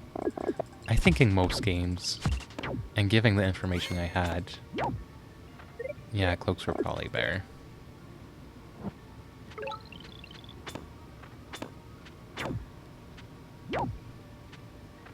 Okay. Yeah, I mean, this worked out great, too. It's not like it was a bad choice. Yeah, making the second capital here. The guy must think that, like, capitals are always the answer.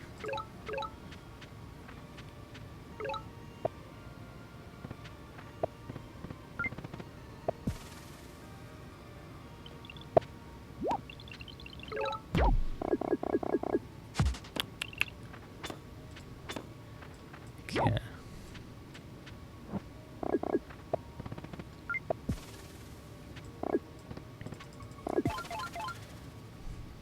Yeah. I mean, it's kind of nuts that we pulled this off.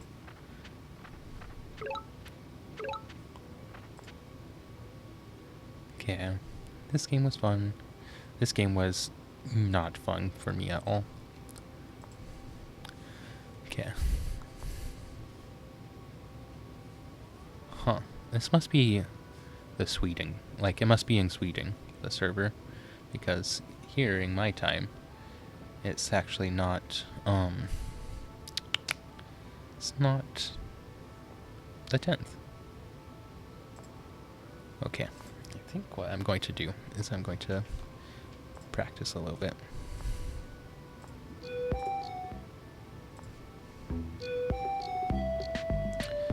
Wow, I'm glad this isn't a real game.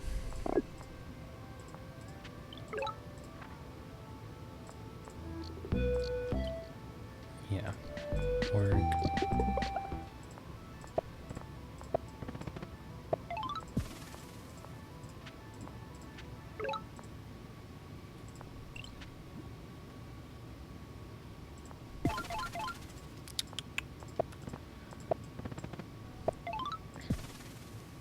No, in this situation, would it make sense to go for fishing? I also want to compare getting second workshop to what we had.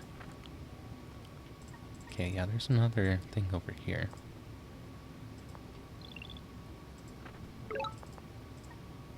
Okay, so animals do make a lot of sense here.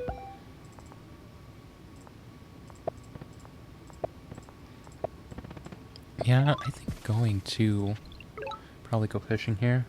That makes sense to me. Okay, we do see the enemy. And I guess that's not super necessary to work on. Okay, so really we need 14 stars for both.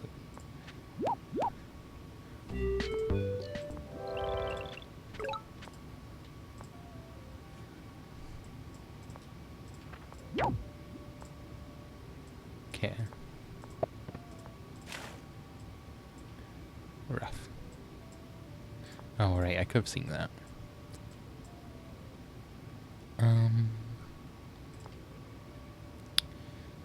I want to check climbing.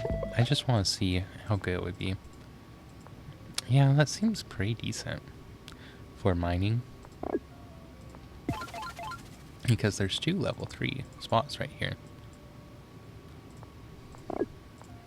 So is it better to rush?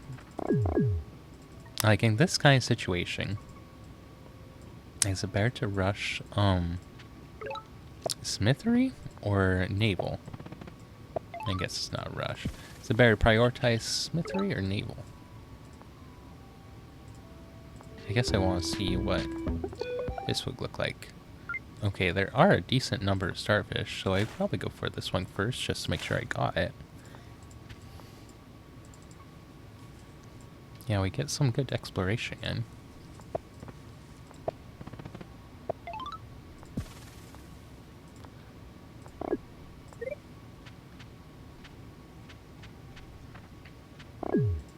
And it's 16 for nav, so 8.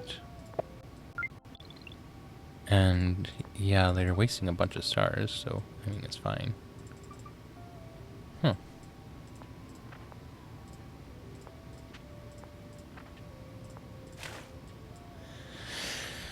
Yeah, I don't know what the goal would be here. Like, is the goal to get giants and then kill? Is the goal to get naval domination and then kill? Because I do have a very reasonable SPT for getting like one bomber up. You know, just the one. But we probably need a juggernaut to kill.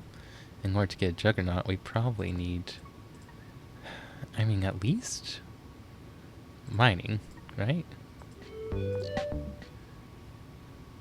Actually, that is the giant next turn, isn't it? Even after getting nav. Wait, is it really? Because it needs 27 stars? Oh yeah, it is enough. Huh. And that's actually not enough to kill this, so even after all of that. I was waiting, how's it going? Well, you're not gonna be thrilled to hear this, but we missed the first 2 turns in our last game, and not only did we miss the first 2 turns, but they were about to get a defender siege off on me. And well, we tried going cloaks, and it totally worked. Yeah, no, it was actually really bad.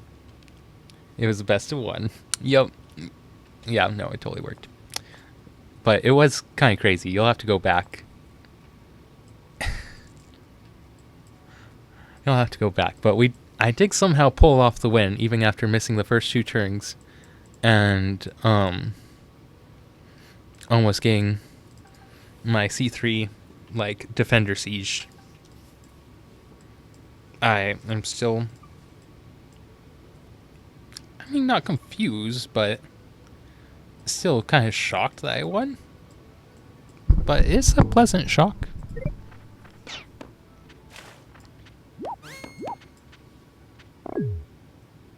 Oh, we can totally. Thanks, Plor left their capital.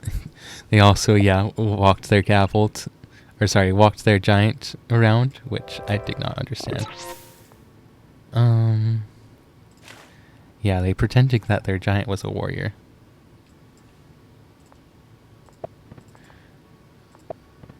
Which, yes, sounds silly. And it was very silly. And they died. And died. Capital.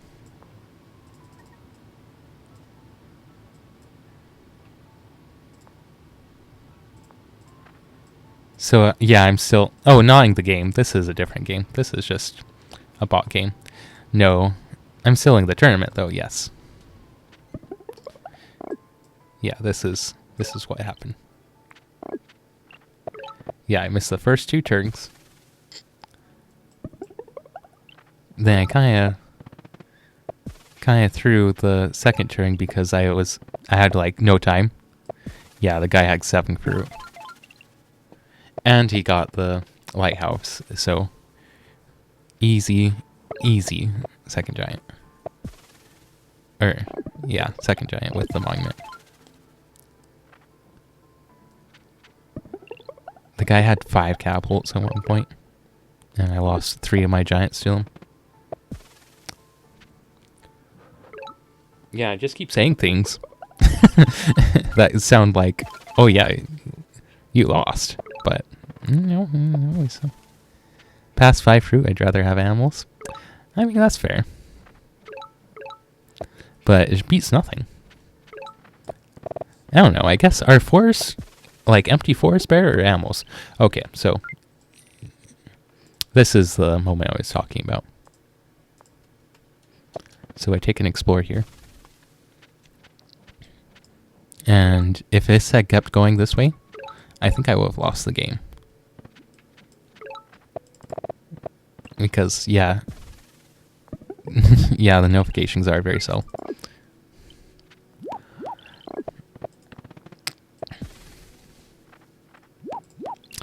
Well, I know that now.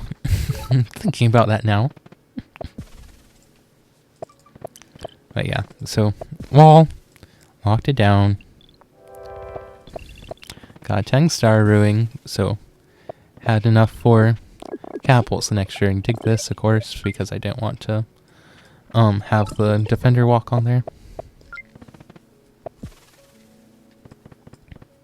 Probably see him do that, yeah.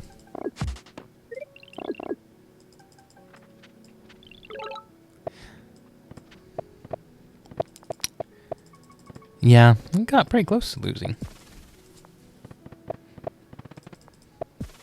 Skin of my teeth for sure.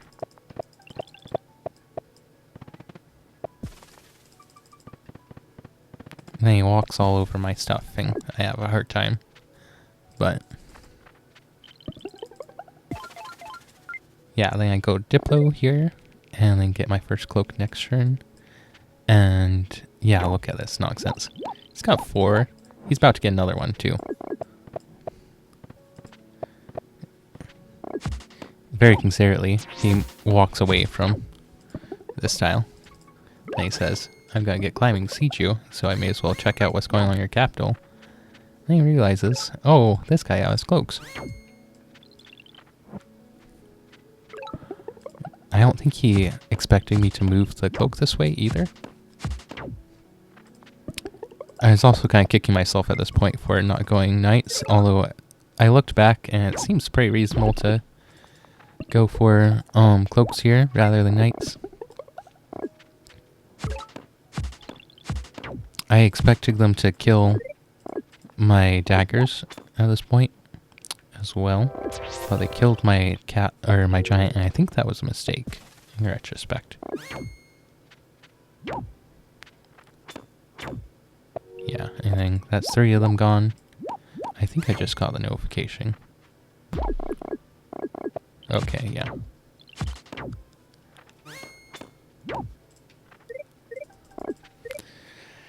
Okay.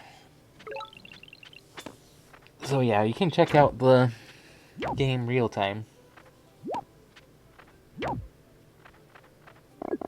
But, or the, not real time, but you can check out the replay of it as I was playing it in the stream record.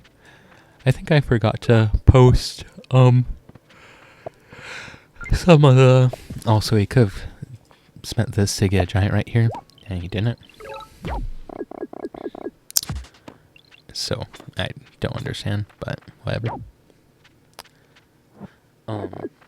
Yeah, I'm going to get a bite, and then I'm going to start the next game. Be right back.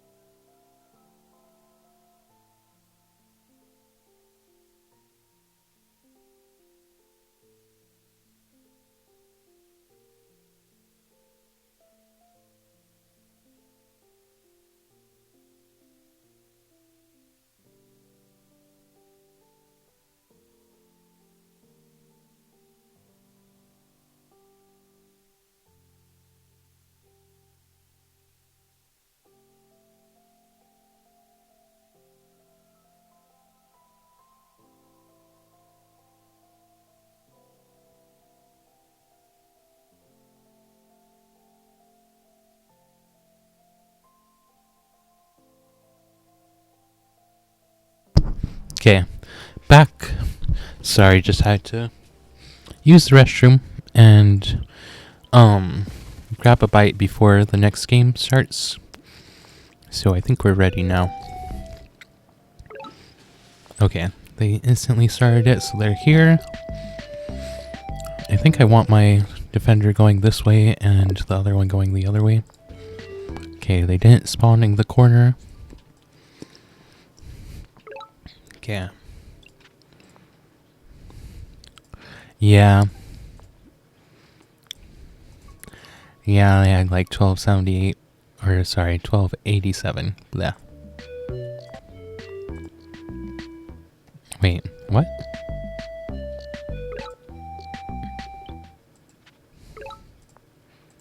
Did they get org already?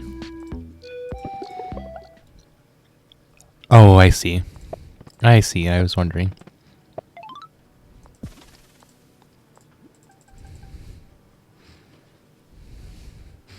I guess that does make a lot of sense.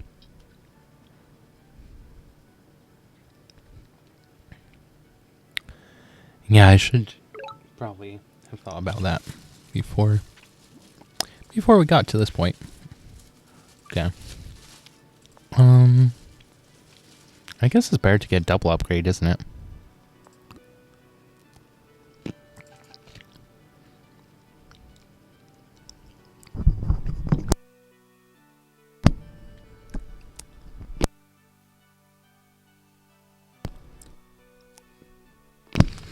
Yeah, praying you should.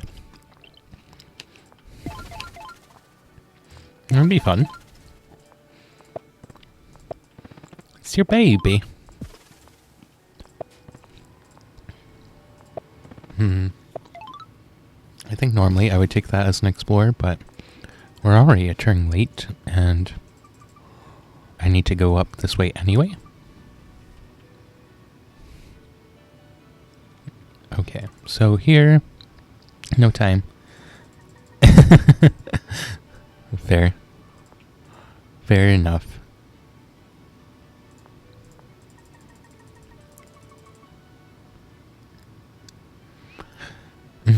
We could go hunting here. Warrior. To check here. Oh, making dinner for your kids? Hope it's a good dinner. No pressure. That was definitely the wrong thing to say. Hope dinner goes swell. That's what I meant. Wait, did they miss? Oh, they're missing village really bad, actually. Okay. So now here we can get... I can have a stream on. That makes sense. But yeah. Oh no, not the burgers. I mean, if it's just every once in a while, seems fine. That the burgers get burnt. Actually, I maybe should keep my mouth shut. Although I doubt they listening. In a recent living situation I had, which I think we all know what it is, I just don't want this to be like something searchable.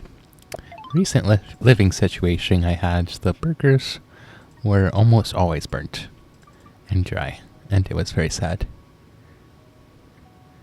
They value volume games way too much, yeah. Yeah, it's very committed. Like, you have to be extremely committed.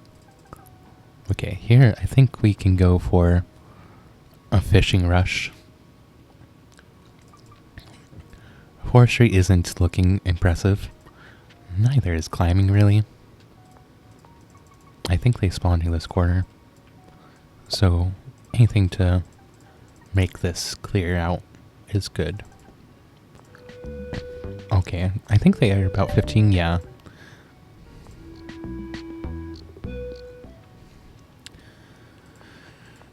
So, we'll check for a ruin over here. I think there's a village here. I think there's a village somewhere around here.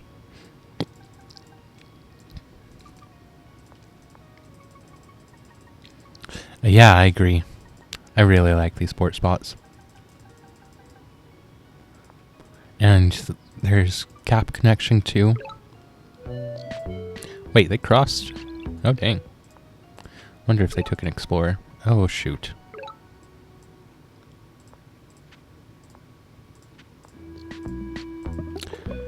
Yeah.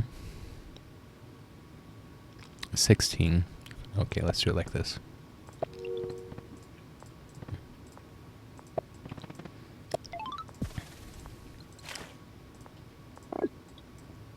Okay.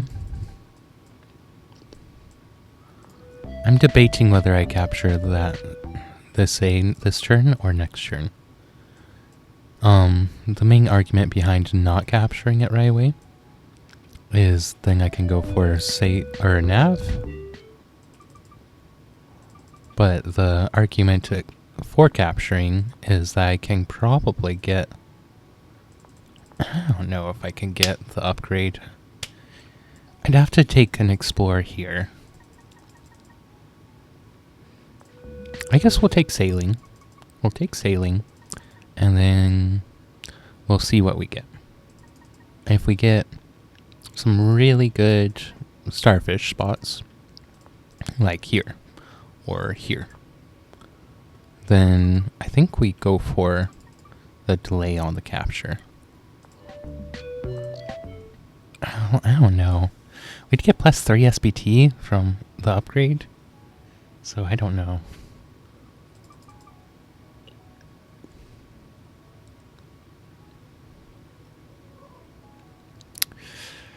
Yeah, I think I want to see this. I want to see this.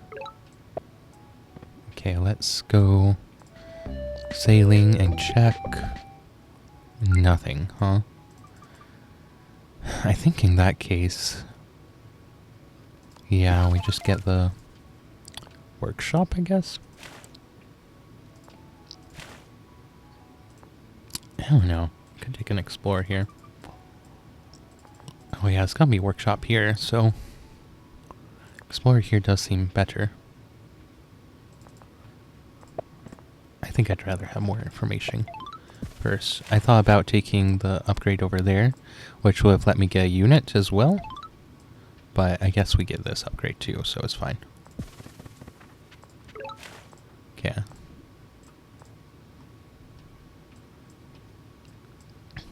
Crap. Oh, we're not in time. Can we make ourselves in time? Oh, shoot.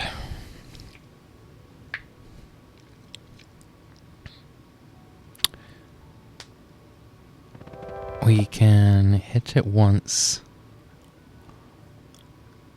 If we invest 15 stars, actually more than that, I think we can get the...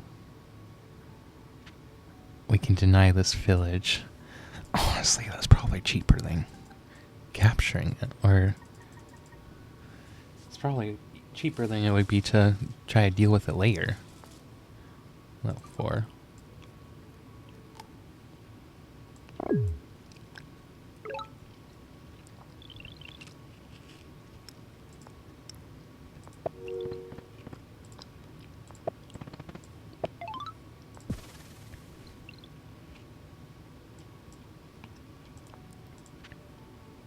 No ruin. That's tragic. Okay. Yeah. We don't even need to use it all this turn. Oh yeah, this is pretty decent. We get double giant and we get the first shot off.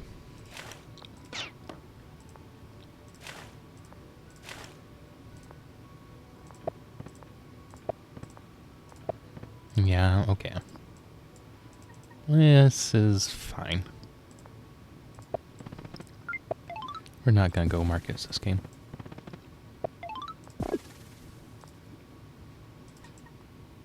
Okay.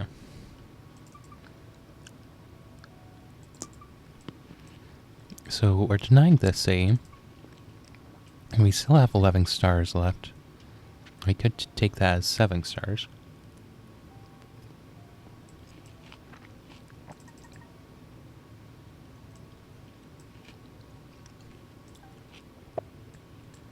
I guess, yeah, we could go double defender. I think plan on nav next turn.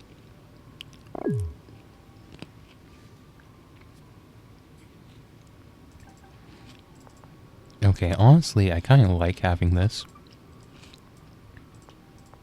Because, yeah, let's go here. Oh, we could go single defender. Sorry, we could go workshop. Workshop or single defender.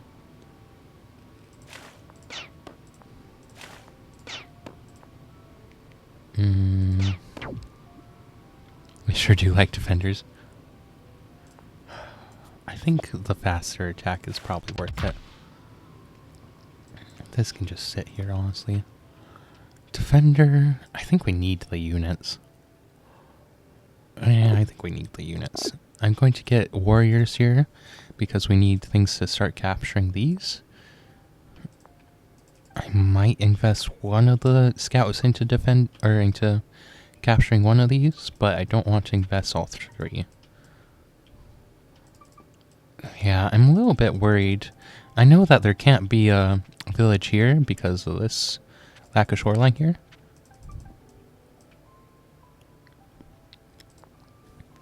Okay, well, this guy is at exactly 200.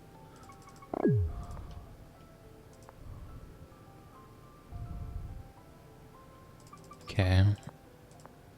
It doesn't look like there's war, unless there's war here, which is very possible. But it doesn't look like it.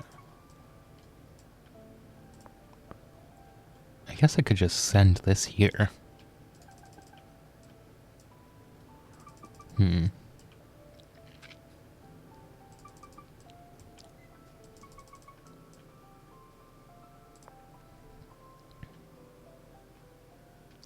I think I actually put this here and here. Well, let's check this first. Okay. You're the last player standing? Yeah. Honestly, that is pretty reasonable here.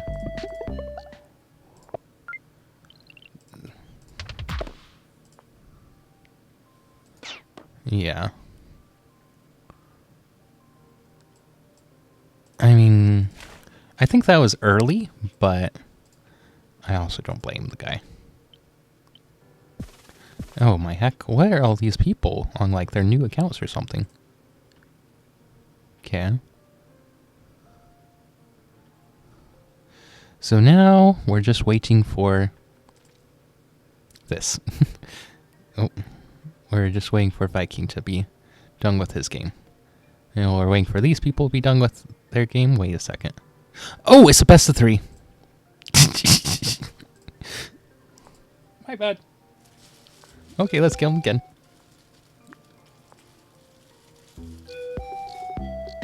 Huh. This sucks.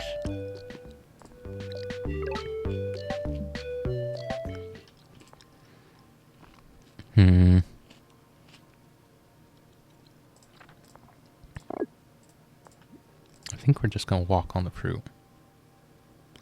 I guess we could do the clever thing, and we could try checking for farms.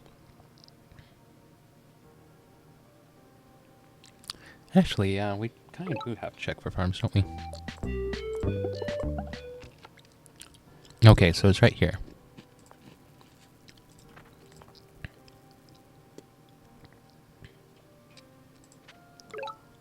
Okay, glad we went on that tile.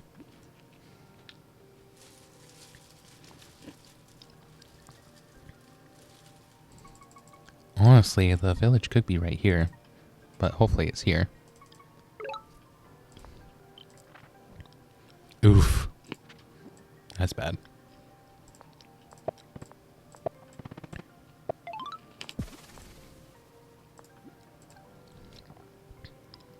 Yeah, that makes sense. Yeah, I remember Quetzali ending periods have a 100% fill rate. I think Galerian still does too. You know it's how 100% fill rates tend to be associated with higher win rates. It's almost like... Whoa.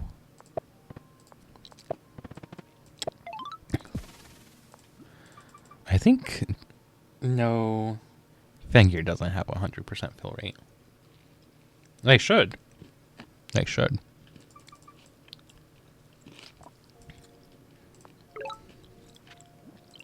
But they don't. Oh, wow, this is crap. Okay. I think we're gonna go warrior here. Yeah, this is bad. I think we've just gotta go fishing and hope. So there's land here. There's land over this way.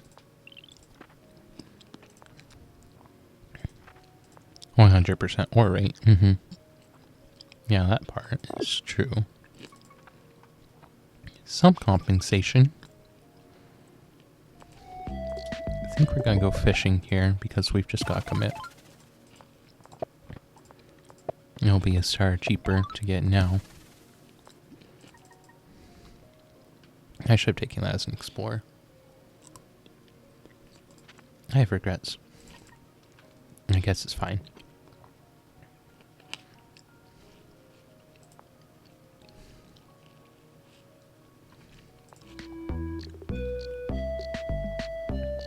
Okay. Yeah, I don't love this. Okay, so we're checking here. I'm pretty sure there's a village right there. Okay, it was over there. Yeah, fishing was a mistake. We gotta go archery, I think. Well, it looks like the war is around here.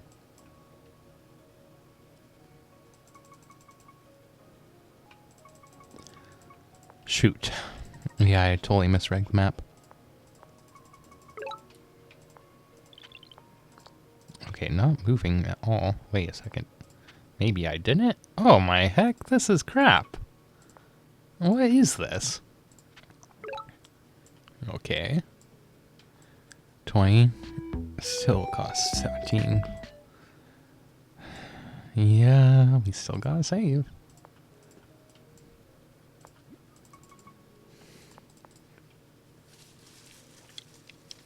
I mean, do we rider rush this? I don't think rider rushing works against Quetzali.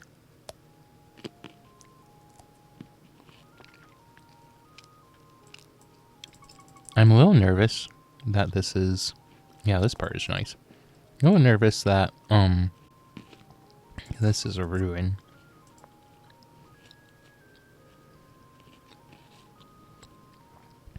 Yeah, I guess that's true.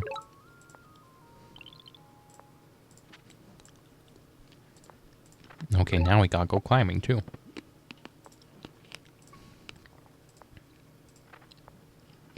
Oh my heck, why is there another defender? You have a point there. Okay, well, that was a waste. Okay, let's just go... Okay, let's get some juicy fishing. I'm hoping that gets a lighthouse at least. Okay, it did. Oh my heck, this is crap. I know I keep saying that, but it's because it still is. Also, fishing apparently was the right play. We just have an awful spot for it.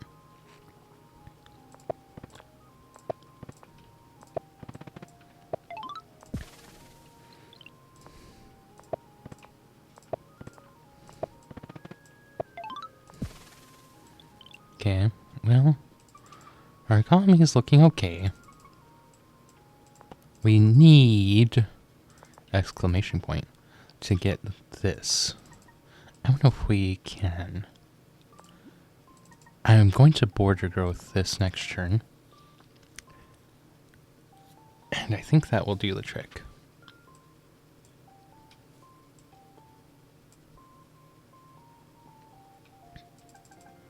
Okay.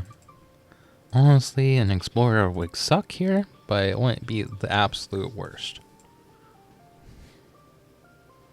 Okay, I need fishing on their capital. I think I'd like to get, this lighthouse. Those are our main goals with this guy.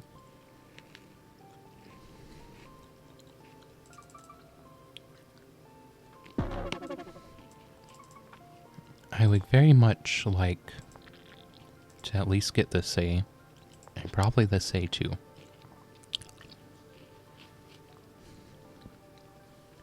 Fortunately for our mediocre spawn, this guy seems to go slow. Or like upgrade slow. Okay, let's check this. Okay. Yeah, that's about the worst thing it could be.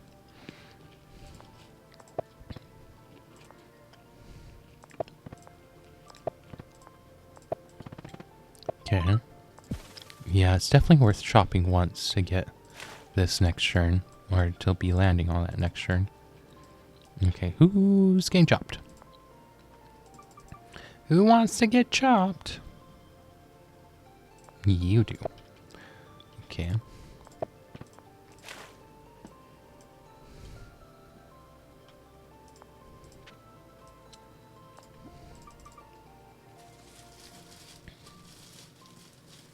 I should have moved that guy back, but it's fine. Yup. Okay. Wow. Hello.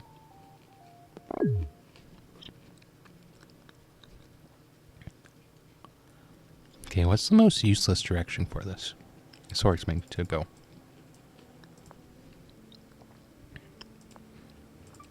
Tempted to go here. No! Oh, that sucks. That's first turn. Right for you.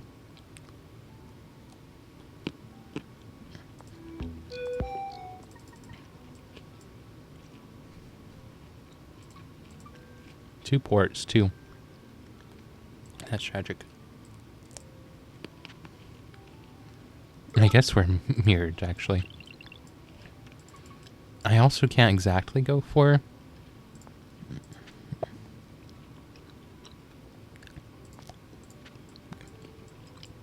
Yeah, I can't exactly go for... the scout to start poking away at things. Because of this situation. Wait, what? Why did the guy resign? What?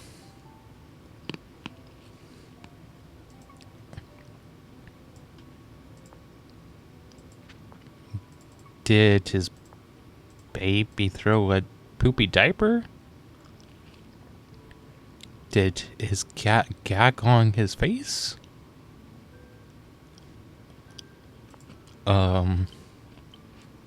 He realized that his sexy date last night gave him indigestion and he had to go? Yeah, I have no idea there.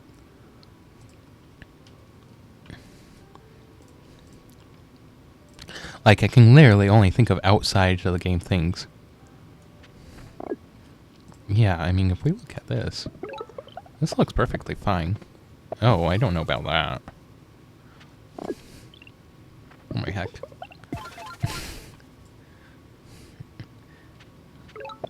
Okay, this guy's not very good. Somehow won their first match. Yeah.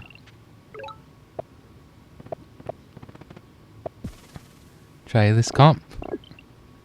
I don't know.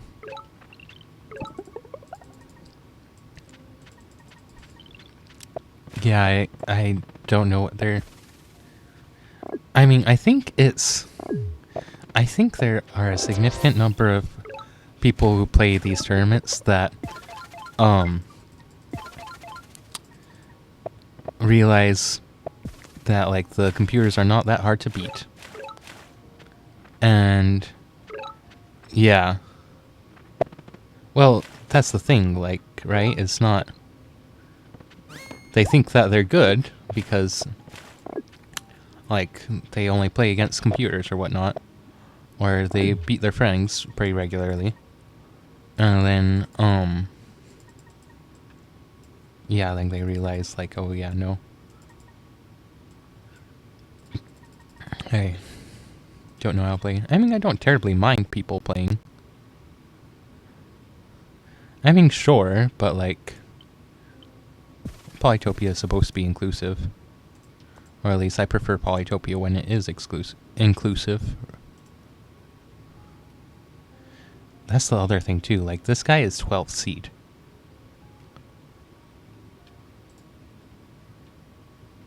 And tier 4. Like, it's not like this guy is a completely terrible player.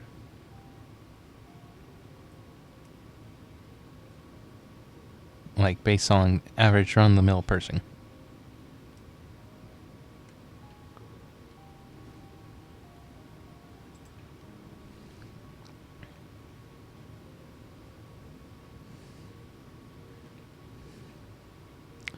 Like, I'd rather err on the side of too inclusive than too exclusive.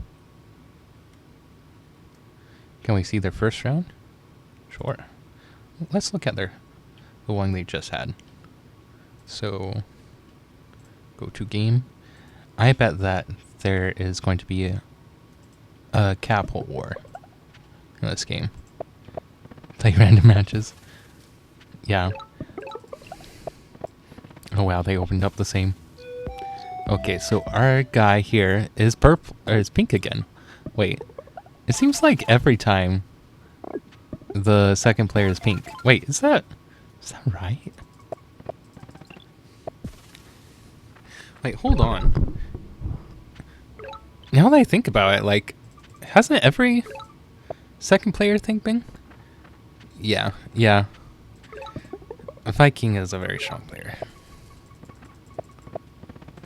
I think he's one of the few people that actually has like a positive win rate against me. Which feels bad for me. Huh. That must be coded in. Because like, there's no way that like that just randomly happened. I mean, unless we're living in that universe. But more likely, it's coded. I kind of like that. Okay, I don't know how this guy wins. Also, you come on, guy. You saw that he had the stuff to deal with that. Try champions as Quetzali. Ooh. So this is his matchup. Yeah, honestly, I am mostly doing this for the practice too. So, not attached. Okay, you got rogues instead of upgrading. Okay, whatever. Stop scaring Arvis. No, I know. I know Viking. What I don't get is how Pink won this. Okay, I kind of understand now. Why did you upgrade like that? There's a serious lack of thinking. Okay, no, there's not a lack of thinking. There is a lot of thinking, but there's a lot of overthinking.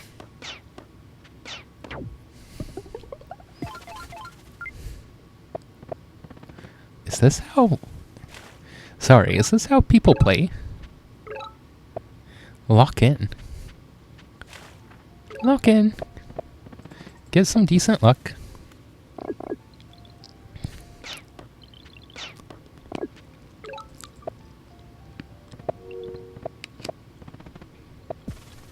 Why didn't they get archers against me? I don't know.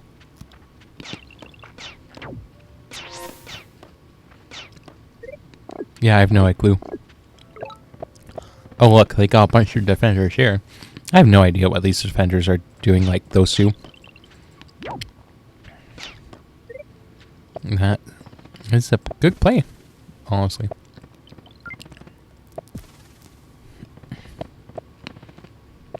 They're following Justine's playbook.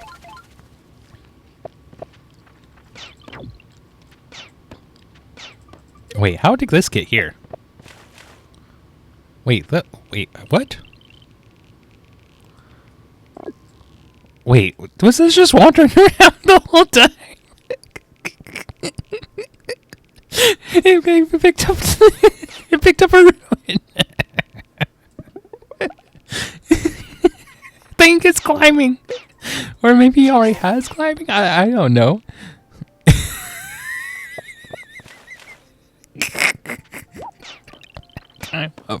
This guy has archers. This guy's had archers for a while. He could just had one archer attacking the defender. But no. The defender not only got the ruin, it got a freaking village.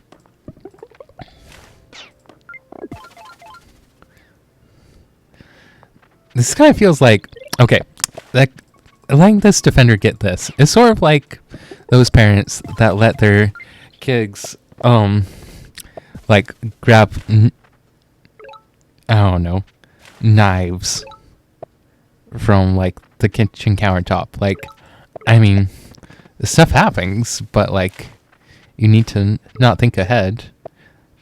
I mean, I guess if they get, the drop on you. Thanks for a reminder.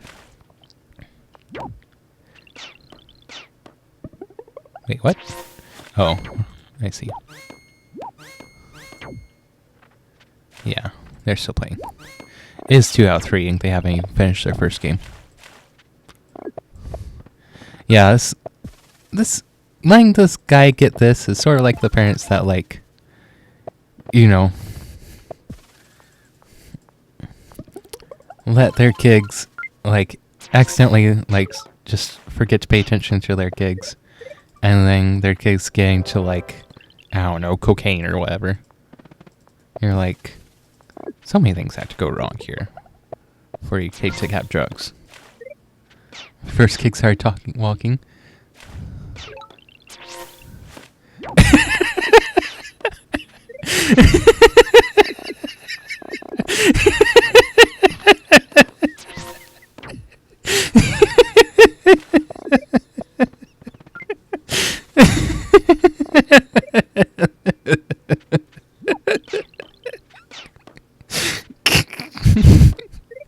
Okay, so for those of you guys that are maybe not reading the chat right now, Freeing just said, when my first kid started walking, I told my wife we needed to start childproofing the house. As I said that, she, the kid, walked up to me and handed me our lighter.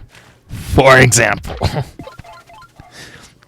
So, I am my wife's second husband, right? You know, so many great stories start like that.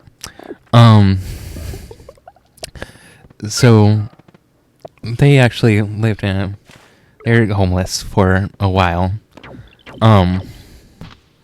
in her first marriage. They lived in a trailer, but, my wife, that is, had 2 live kids, and then was pregnant with a third. And so I can't imagine living like that still. But, anyway. So, it's a tiny space, right? So they don't have, like, a ton of room to get, keep things separated. And so, like, the knives are on the top shelf, but also, like, my oldest at the time was, this game is still going. Yeah, I have a hard time believing it, too. She was, so oldest at the time was, like, 2? Maybe 3. No, 2. But she could, like, she was, like, a little ninja. She started walking at, like, 7 or 8 months. But, I mean, because she was so thin and skinny, but her legs were so underdeveloped, because, I mean, she was only, like, 7, 8 months old, that, she could only walk in circles. But, you know, she's 2 years old by this time. She's figured out how to walk straight and how to climb things. And the baby is, my son is, like, a couple months old at this point that they're living in the trailer. So he's sleeping in, like, a playpen, crib, in the, kitchen area of, like, this trailer. It's like, it's not like a double wide either. It's like one of those camper trailers, right? Where like, you're supposed to pull it behind your truck to go on vacation, like go camping or whatever. And so anyway, he's sleeping in the playpen in like the middle of the kitchen, basically. And my now wife, wakes up and she hears like voices in the kitchen, and they're saying like, pay with potato, pay with potato, you gotta cut up the potatoes. And she hears cut up the potatoes and like immediately jumps out, which is a bad idea because she's pregnant at the time, jumps out of bed and runs into the kitchen, which thankfully is only a few steps away, you know, mixed blessing because camper. And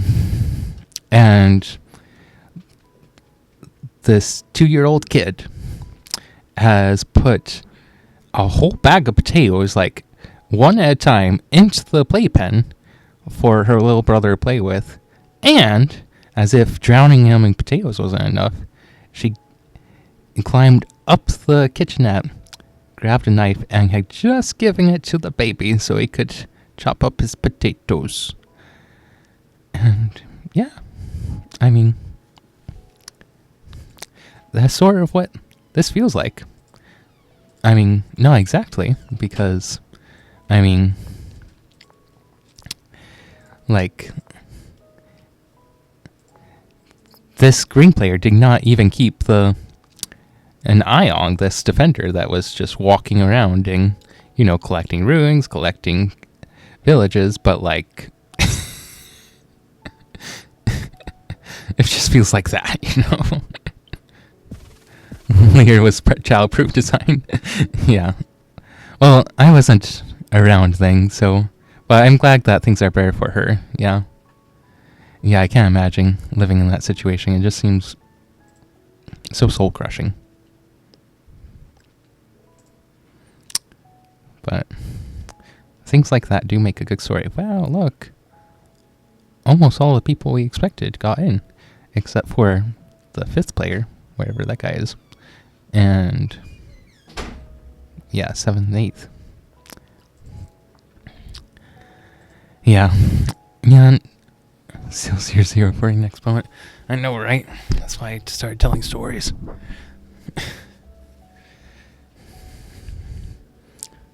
Yeah.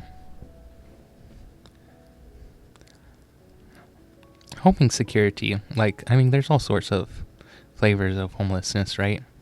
Or like different levels of homelessness. But yeah, having home insecurity, just, I don't know. You can really see how, like,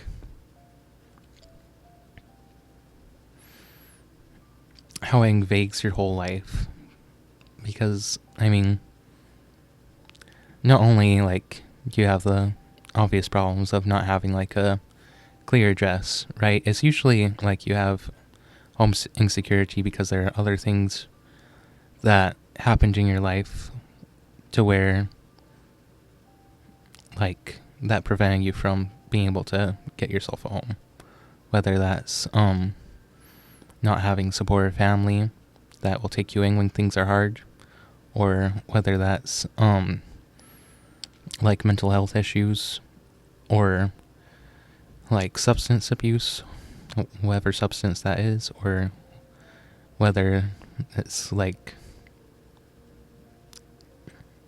losing your job and then, yeah, having, like, it's usually, like, a combination of a couple of different factors, right, that results in homelessness. Or in home insecurity. Honestly, I think a lot of people can still, like, experience, like, major parts of homelessness, even, like, if they are housed or homed. Because, like, if you don't have an alternate way to get housed or to, like, have a place to call your own. Hope brain kicks are not hearing. Yeah, if you don't have, like, an alternate place to go, no, I have to take kicks. Thing, like, that just makes you so insecure in the rest of your relationships. I don't know, actually. I think having like empathy for, yeah, people with housing insecurity or homelessness or whatever you want to call it, I think having empathy for those people is really important. And like empathy is a muscle, right? Like the more you like work on being an empathetic person, like the more empathetic you become. I was asking about the potato story. Amethyst is a cute name. I like that a lot. Yeah. No. Potatoes. Potatoes.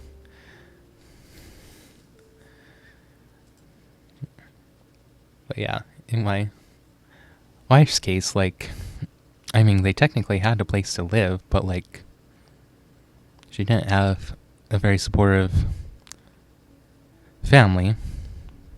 And so, I mean, fortunately, her family turned up for her in the end, and took her in, but she didn't have a supportive family, so she had to like stay in a horrible, horrible marriage because of how insecure like her housing situation was. Like, she didn't have money because she couldn't get a job. Ended up with mental health issues because of all this. And yeah, like no family to like be able to instantly like rely on. Like, that's such a spiral of like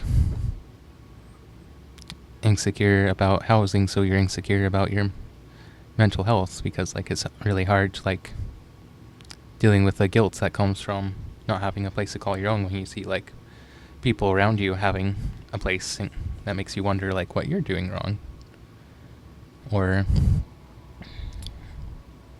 like why, like whether if you'd made better choices, like you have had a better situation, and like if you could make better choices to have better housing situation, like does that mean you deserve like the homelessness? Like, I'm not saying it's rational or that it's true. It's just like these are the kind of circles that it's easy to go in when you don't have a way to get yourself out of homelessness, or even when you do have a way to get out of it. Like, it's still traumatic. Like, I knew a guy in my first marriage who had been homeless for a time, and could like, I mean, you couldn't really see it, but like when he talked about it, you could still like see like the like anxiety or like trauma of like being on the streets and not knowing like where food was going to come from, or where he was going to sleep, or whether he was going to like get arrested for, you know, being poor, essentially. And like you could tell that there was still the anxiety there of like, what if I end up back in the situation? Like,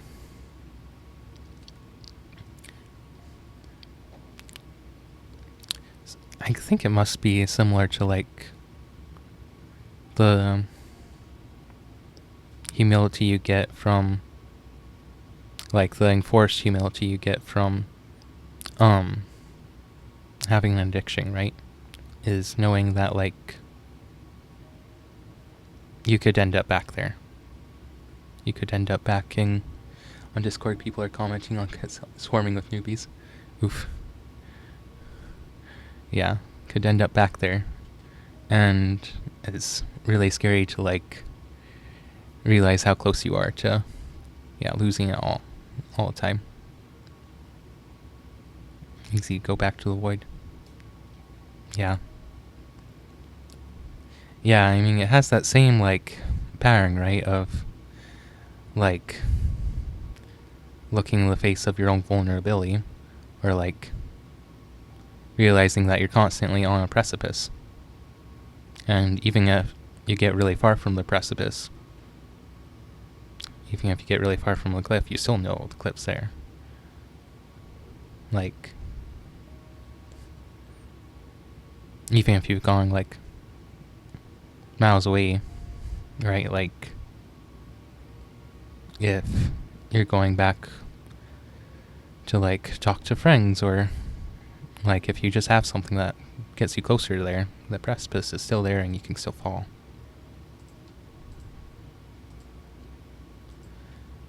Or still get pushed off or whatever.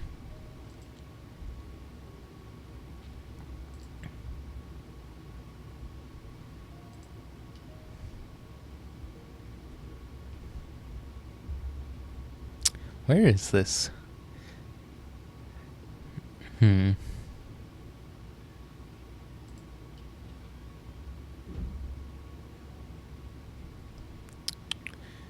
Yeah, I don't know where the thing is.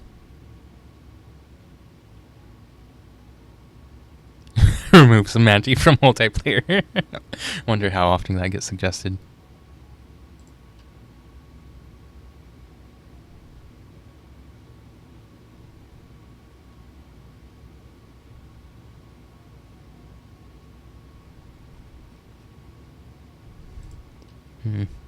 Yeah, I don't know where the things are. About how you guys... how we met on stream? I don't know if I've talked about how my wife and I met on stream. It's pretty funny, though. So... They still haven't finished a game. Sorry, I'm just checking this before I get into story mode. Wow. That's intense. So... It actually is gonna sound really freaky, and I promise I'm okay. Which is not comforting, I'm sure, going into the story.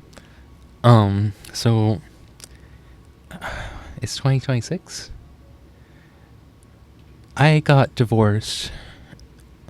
I married my first wife when I was, like, in my junior year of college, I think. It's 2020.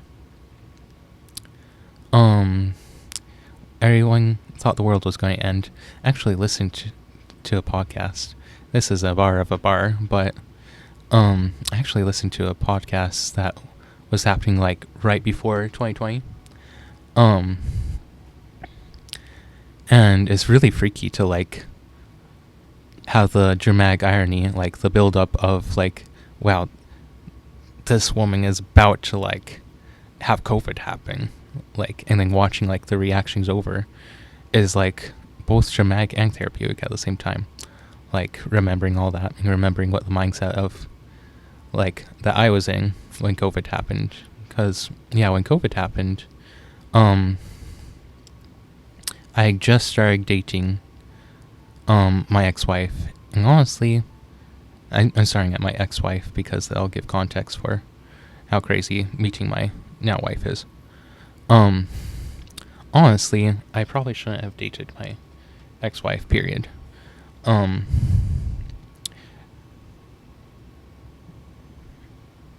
I think that I learned a lot from my first marriage, but I didn't start dating her from a healthy place. It was like a... what do you call it? It was a... what do they call those? A bounce back? I tried to date, like, my best friend at the time, and she ghosted me. Like, the month before my ex-wife and I... Rebound! Thank you. Rebound. Yeah, I tried to date my best friend, like, a month before my ex-wife and I started dating. And, yeah, she ended up ghosting me after a couple of dates, which was really hard. But my now ex-wife had texted me, or actually no, she called and asked me out on a date, like, while I was still trying to date this other person. So I was like, okay, well, I didn't really consider it at the time, but maybe I should go ask this other girl out, because we're kind of friends, you know? And yeah, we started dating, and we were actually doing...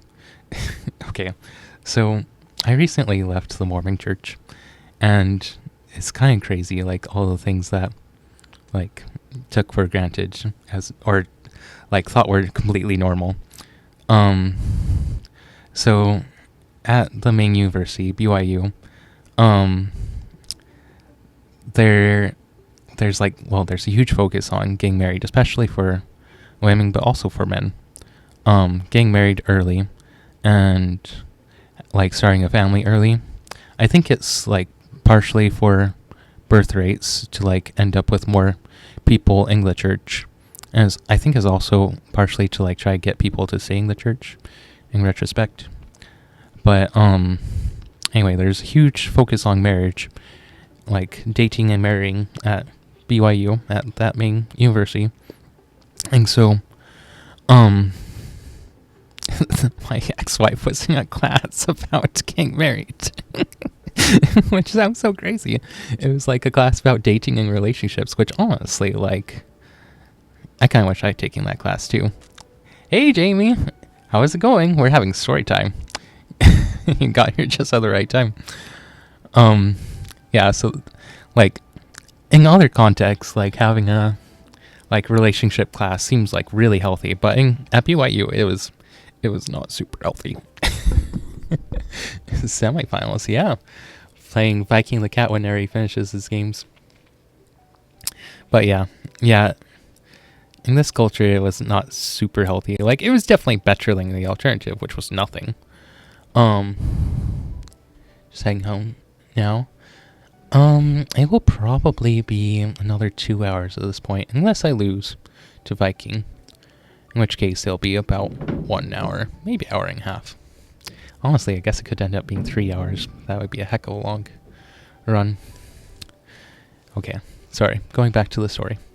Yeah. So, in that class, there's this, like, you had to get... Thanks, me too. There were, like, different assignments that you had to do, and one of them was dating somebody, and, like, you had to... Yeah, crazy story time. So my ex-wife was in this class where, like, part of the homework was, like, there were different options, too, right? Like, she didn't have to do this one, fortunately, because, like, it would be super coercive if she did. But one of the options was having, like, a trial relationship for 2 weeks where they had to date somebody, like, say, okay, we're just going to be dating for 2 weeks, like, we... pretend like we're like boyfriend girlfriend, because I mean BYU couldn't have queer relationships, otherwise you get kicked out, like quite literally. So they had this like 2-week trial dating thing, and so like we went on a couple of dates. Yep, they put things into practice in that class. Yes, they did. Yeah, it was not just theory, although they did talk about theory. So we would go on a couple of dates, and then my now ex-wife, or maybe I was the one who brought up, we said, hey, do we want to try like this 2-week child dating thing? And guys, it's February, like end of February of 2020. So we all know what's coming. We start on the 2 weeks, and then COVID happens. And we can't go home. Well, we can't go to school anymore. Can't go to college. Can't go to our jobs. Can't do anything. But, like, we're in this trial dating period. And, you know, it's the honeymoon period of relationships. If you don't know what that is, the first 3 months of any relationship are known as, like, a honeymoon period. That also kind of resets, too, when you, like, change the relationship status. So, when you start dating, that's, like, a honeymoon period, right? And then oftentimes when you get engaged, that's, like, another honeymoon period. And then if you get married, then usually there's another, like, 3-month honeymoon period. The time is flexible. It can be anywhere from like 1 month to like up to 2 years sometimes. And so that's why people often recommend going slow.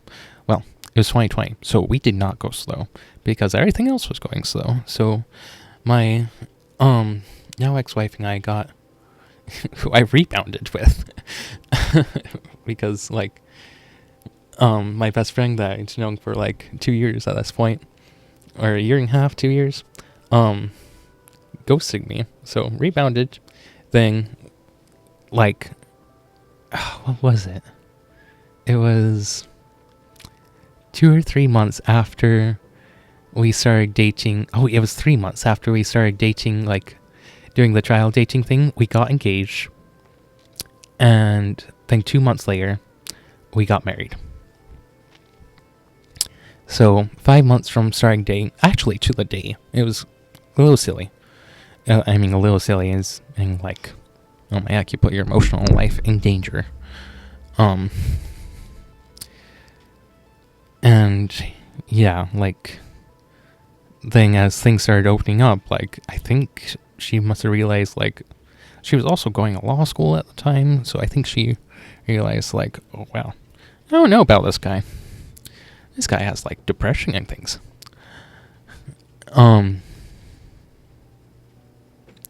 And, there was other stuff going on. I got into, like, the worst shouting match of my life with her mom. Her mom told me that, like, she wanted to try to get us divorced because before we had babies, which was fun to have thrown at me. And then my wife got super upset with me for getting into the shouting match in the first place. I got into the argument because her mom was doing crappy things to her, and I was like trying to show like her mom that was not okay. But I did it wrong. Obviously, I was young.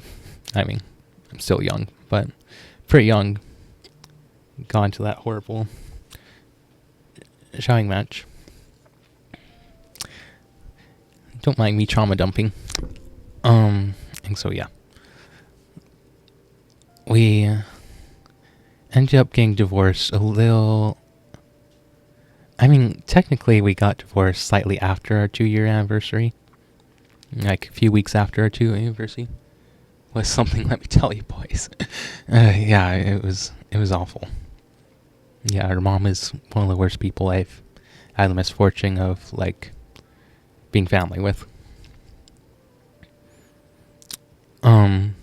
Actually, when I put it like that, I think she was the worst person I've had the misfortune of being family with. There were some, like, people in second place, right?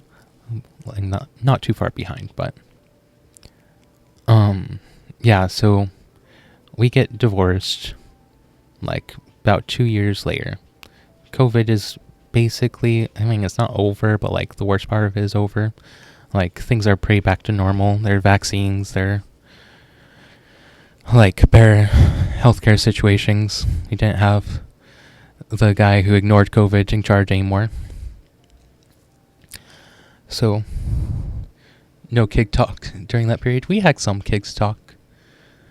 But, she was going to law school, and, we were having marital issues before, so we knew kids were not going to be a good idea at the time. We had 2 cats. But, no. I'm really grateful we didn't have kids. Like, I actually kind of agree with her mom now in retrospect that I'm glad that we got divorced before we had children.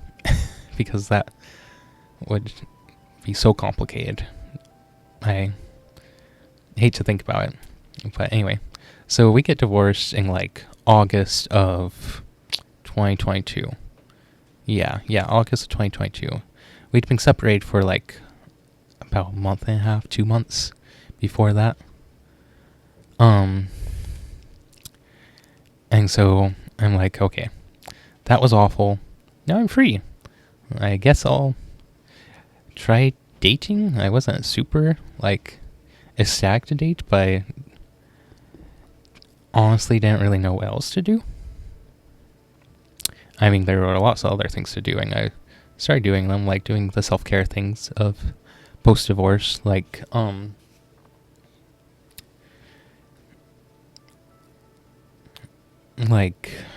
focusing on my hobbies, getting my own place to live, like, enjoying working. I started, like, working on a master's degree, but then realized that I couldn't afford it because of the divorce, so I had to drop out of that master's program, which, honestly, don't terribly mind even still, because I think think I'd want to do, or like, now that I've thought about it more, definitely don't think I want to go with that master's program. But I was in charge of a library branch at the time, and so like all my eggs had been like watching me get divorced in real time, right?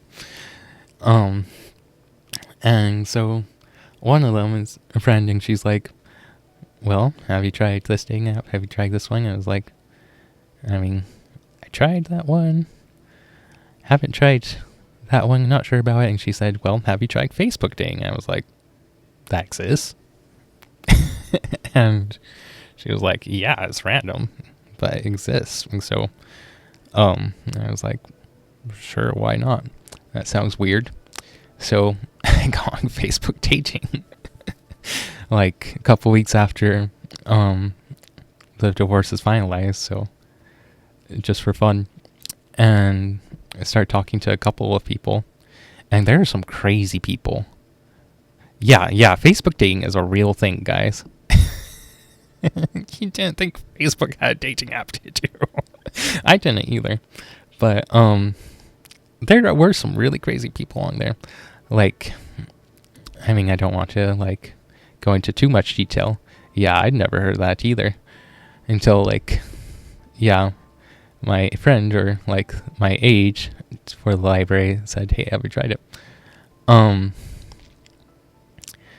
But yeah, no, one of the people I kind of matched with, I don't remember exactly how the matching works because I was not on there for very long. Getting to that part. One of the people I matched with was a single mom, but like we were talking and she said like, oh yeah, I'm like my 3 kids stay with their dad's mom, and she'd like surrendered custody. And I was like, whoa. And she did not seem to have a big problem with that at all. And I mean, I love kids. My favorite times are when I get to hang out with little babies and, I don't know, play with cars or play with food or whatever. Just have a good time. Like, I don't know, being authentic with people who don't know otherwise, except for being authentic. And so like when she was like, oh yeah, like they're with her mother, is fine, or with her grandmother, I just got super sketched out, like and just like the other things that they're saying. But anyway, I think I like finding this other mom. I don't know what it was, but like I guess there were just a lot of moms on Facebook dating, or maybe it was just like the algorithmed me. There was this other single mom that had 3 kids, and I was like, oh yeah, she looks cute, like, and then read her profile and whatnot, and was like, okay, like, this seems worth a conversation. Yeah, I think I reached out. I mean, I don't know what the relationship or parenting status of everybody I reached out to was, but a lot of them had kids. I think because, which was weird because like I was only like 22, 23 at the time. I kept getting matched with like these 30-year-olds that like have a couple kids. I'm like, is this just the demographic of Facebook dating? But anyway, we went on a date, and it was kind of weird. But in like a good way. We went out for ice cream, which later learned I'm lactose intolerant, so I guess I didn't fart too bad on the date. At least they're not all bots, that's true. Then she was like, oh hey, can I show you my favorite thrift store? I guess she was thinking, like, from what we've talked about since, is she was like, well, may as well go to a store and get something, you know, good out of this. So we go to a thrift store. And, like, whoa, this is kind of fun. Like, not that I hadn't been to thrift stores, but it was like a secondhand sale store, or what do they call that? Like, they sell returns and things like that. And we had a really good conversation, and then it was like, yeah, this seems worth going on another date. So we went on a couple dates. I think she knew before I did. Oh, right. We went to a different thrift store at one point, or maybe it was the same one. We just went again. And she got like this napkin ring holder, and then like showed it to me, and I was like, "Babe, this is only like our third date or something. Why are you proposing to me?" And that flustered her. Because I mean, obviously, if you give a ring to somebody on the third date, that's what that means, right? Is you're proposing. And I guess she thought about it, like after like I make that joke, and she was like kind of disappointed that we weren't engaging. So she like a couple nights later. So we've been dating for like 3 weeks at this point or something. Like keep that in mind. She was like, actually, it would be kind of nice to be married to you. And I was like, what? Isn't that a little fast? And this is the other part where being Mormon kicked in, is because when you're a member of that church, you're supposed to like rely on personal revelation, which like through the Holy Spirit or Holy Ghost. So you're like supposed to be able to like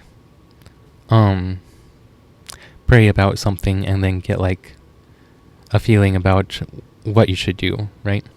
It's the synopsis of it, which I think is true for a lot of other religions too. Like you're supposed, or maybe not a lot, but some other ones where you're supposed to like be able to get personal direction. But yeah, it's not like, let's think through this decision like carefully. Like they say you're supposed to do that too, but ultimately it comes down to kind of a vibe test. And so the vibe I got when I said, okay, well, this is crazy, but I guess I'm going to think about it, was that I should go ahead and do it. And we talked about it. We were like, okay, this is crazy. We shouldn't, if we're going to get married, we shouldn't do it like the whole thing. We shouldn't do the whole thing. So we said, okay, we'll get married and we'll be married, but we'll like do the married thing slowly. Because, that makes sense. We'll, like, join our finances, though we'll, like, not move in together right away. We'll actually pretend that we're not married to everybody else. We'll just elope and then hide it.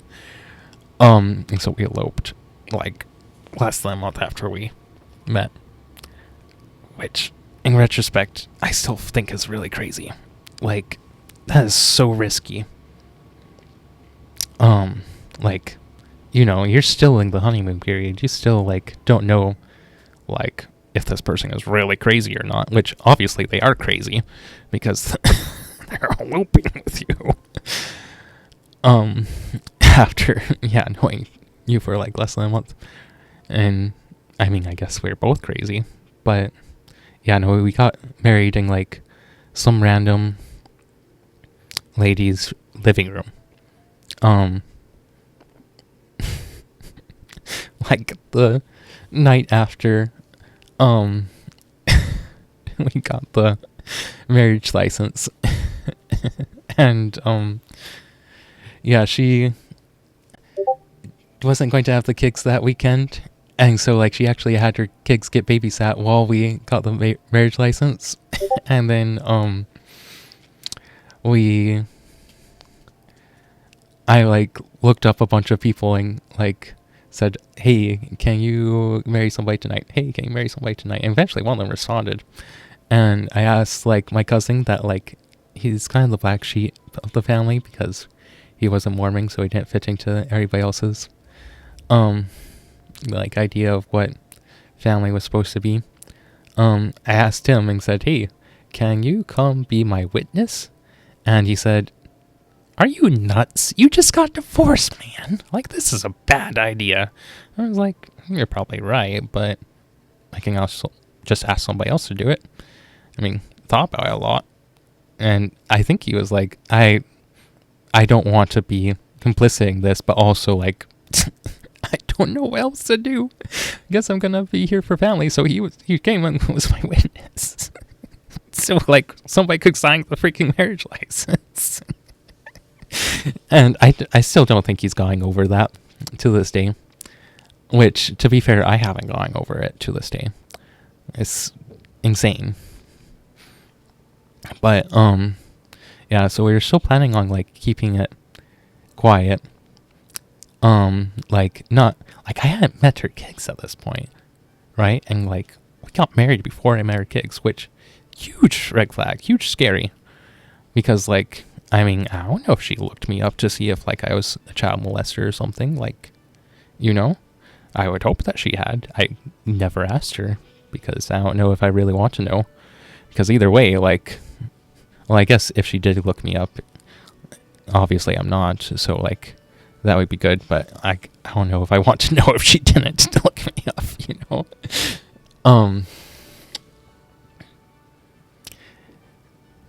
And we were like, yeah, we can just, like, we can get annulment. We wrote a prenup that we both signed up on.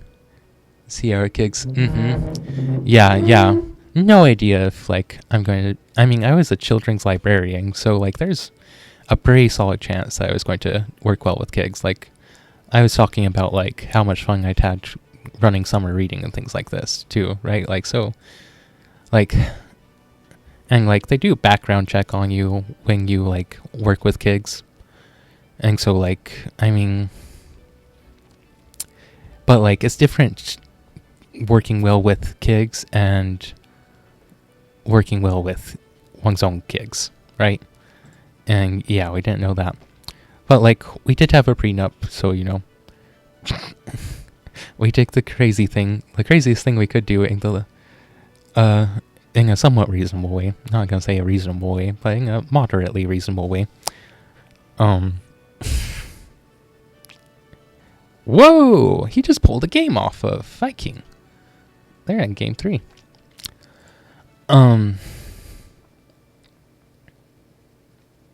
So that weekend, we actually don't... I mean, this might be TMI, but we don't have sex the first night we're married. We, like... start but trauma, and so we don't.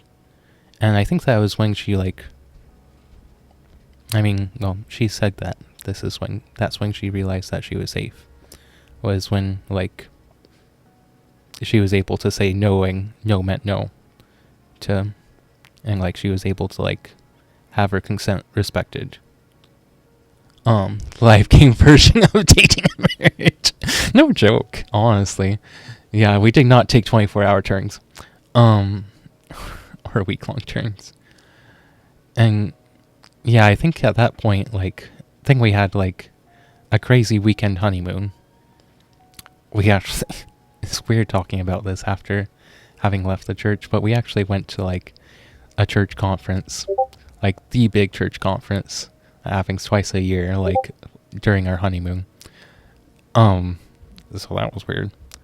But, like, I think it was Saturday night, so we got married on Friday night, because, you know, that's just what you do on Friday nights. And,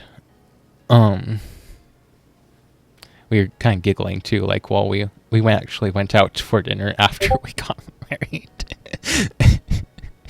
And we were just, like, giggling the whole time, like, we got married, like, this shouldn't even be legal. But then the next night, well, like, during the crazy honeymoon, like, couple of days, I mean, the whole thing was crazy, but, we were talking and, like, had really good connections, which, I mean, is fairly normal when you elope, I think. Or at least when you elope with somebody you like and not with somebody you just met in Vegas. Which is also, I think, the only way you could be crazier than what we did, but, I'm sure there are others. We actually decided, like, in that couple day span, like, actually, no, we want to tell people we're married, and we want to, like, do the whole married thing. And so we go to my grandma's house. I'd been staying with her for a little bit. because like I was separated from my ex-wife. You gotta remember too, like my divorce happened like a month and a half before this. So talk about rebound off the rebound. Like I recognize how unhealthy all this sounds and looks. But we go to my grandma's house and she's like, "Oh hey, it's good to meet you. Like, you seem cool," and we're talking, and then she's like, "Well, you can sleep in this room, and you can sleep in one of the other rooms, girlfriend." And we're actually like, we're actually married. And it's like 11 o'clock at night or something. And my grandma says, "What?" Like, kind of clears our ears and says, "What did you say to me?" And we say, "Oh yeah, we eloped. We're married." And this is in front of, my sister had come down for, like, the religious conference weekend, along with her best friend, or one of her best friends and roommates, who I had gone on a date, or asked out on a date, which is a whole different story that I'll tell whenever you guys want. But yeah, like, I went out on a date with her, like, friend. They weren't friends when I went out on the date with her, but then they became friends. Well, actually, I didn't go out on the date. It was weird. Then my sister decides to be friends with her and be roommates. So they're both there, and we say, "Oh yeah, Grandma, we actually got married." And she says, I think she wasn't sure if we were, like, lying or just pulling her leg, and she says, "Whatever, you guys figure out the sleeping arrangements. I'm going to bed." And so she goes to bed. And my sister is, like, looking at me, and her friend, like, the girl I, like, tried to go out on a date with, like, you know, I don't even know how long ago it was. It was, like, 6 years ago at this point or something. Like, her mouth is just hanging open. And my sister is like, "What? You what? What? What?" And so we have to go outside and, like, we talk for, like, half an hour or something. And so meanwhile, my now wife is just left in the room with, like, this girl I tried to go on a date with. But she's, like, knowing the worst way possible. And it wasn't in, like, it wasn't like, this is going to sound mean.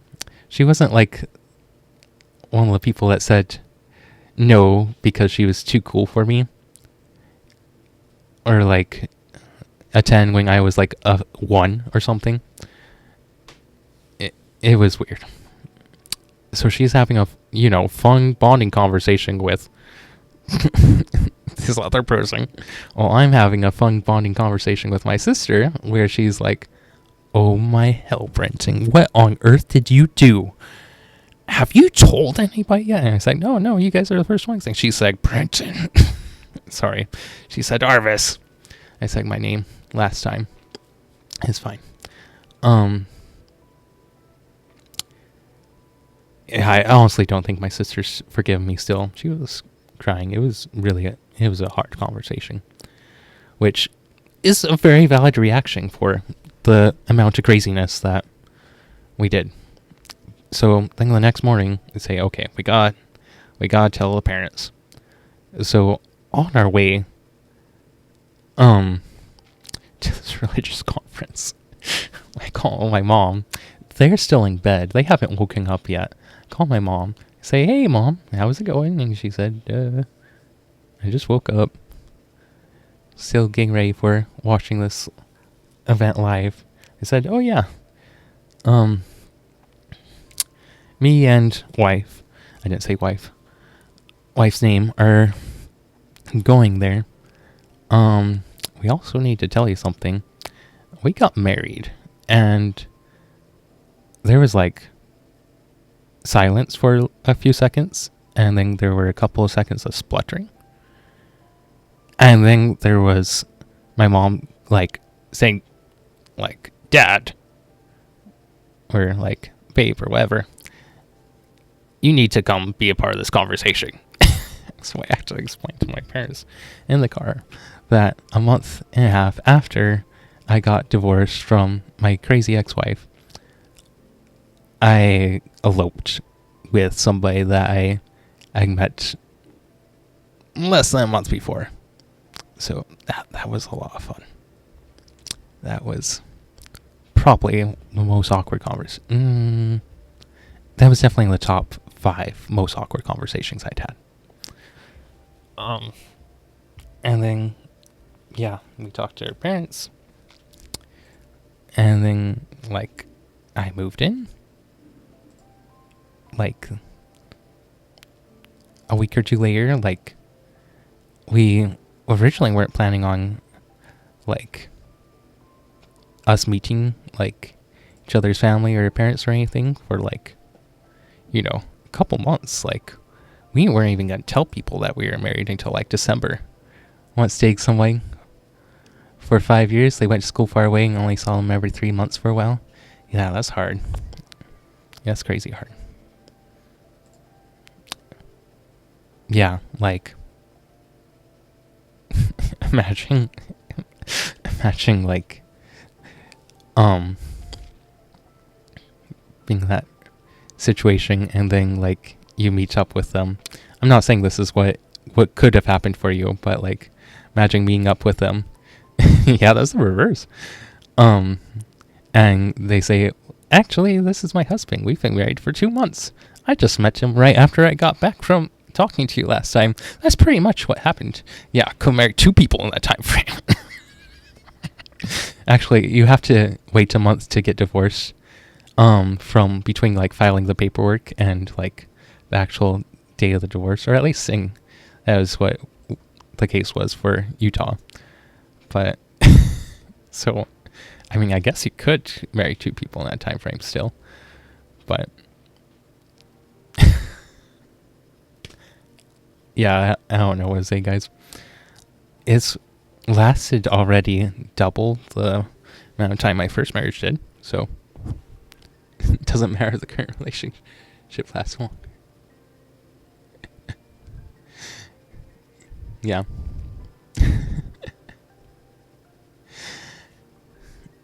Yeah. Honestly, I don't think I would do that again. Like, it was so risky. Like, it's working out so far, and I really love my wife, and honestly, like, our relationship is so much better than it was when we got married, but I don't think either of us were really ready.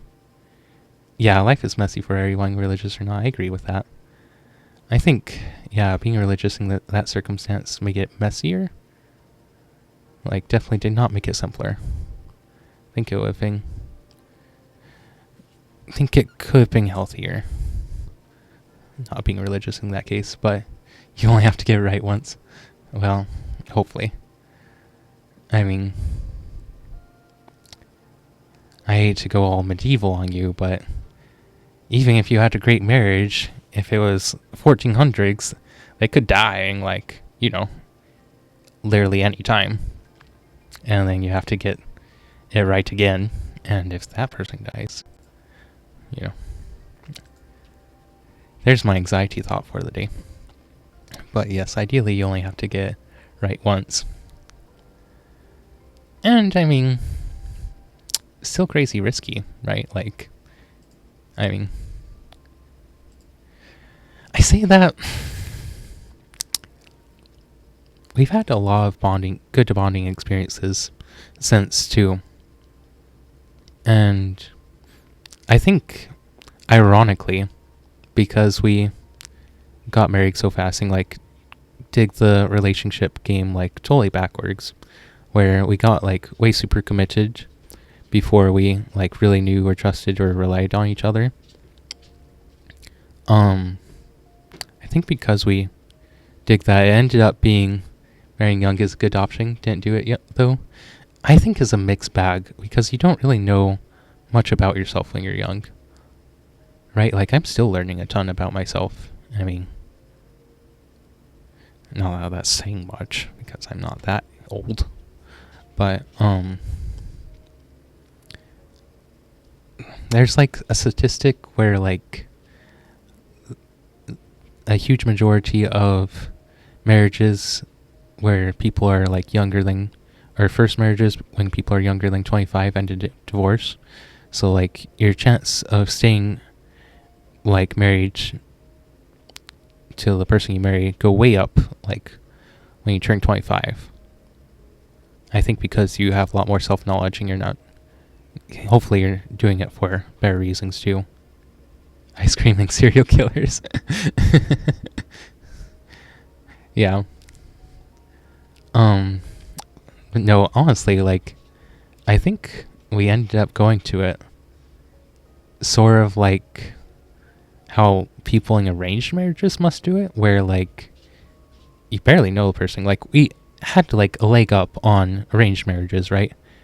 I mean, statistics have meaning behind them, but you can definitely manipulate them, right? Like Imperius, for example, has much higher win rates than Vengier, and the story behind that statistic is that Imperius has so much more going for it than Vengier does. Like, there's a story behind it that statistics follow, but statistics can definitely be skewed. You can have a pool of games where Imperius loses every single one, Vengier wins every single one. But you probably mess up something. Not very young can make people feel that way too. Yeah, I think, I hate to say it, I think people end up regretting a lot of their choices no matter what they do. Like, because there are lots of people, like my wife, for instance, she got married at was it 18 or was it 19? I'm trying to remember. I don't remember. I think she got married at 18 or 19. And she really regretted that. Lots of good things happened from that, or she was able to make good things happen from that bad thing. Married at 38, and definitely do not regret any of my previous girlfriends. That's fair. I think I mean more on like the general sweeps, like marrying early, marrying young. Like, I think people like will regret specific things, but also it's easy to, you just wander around doing pointless stuff. I mean, I can see that, but I don't know.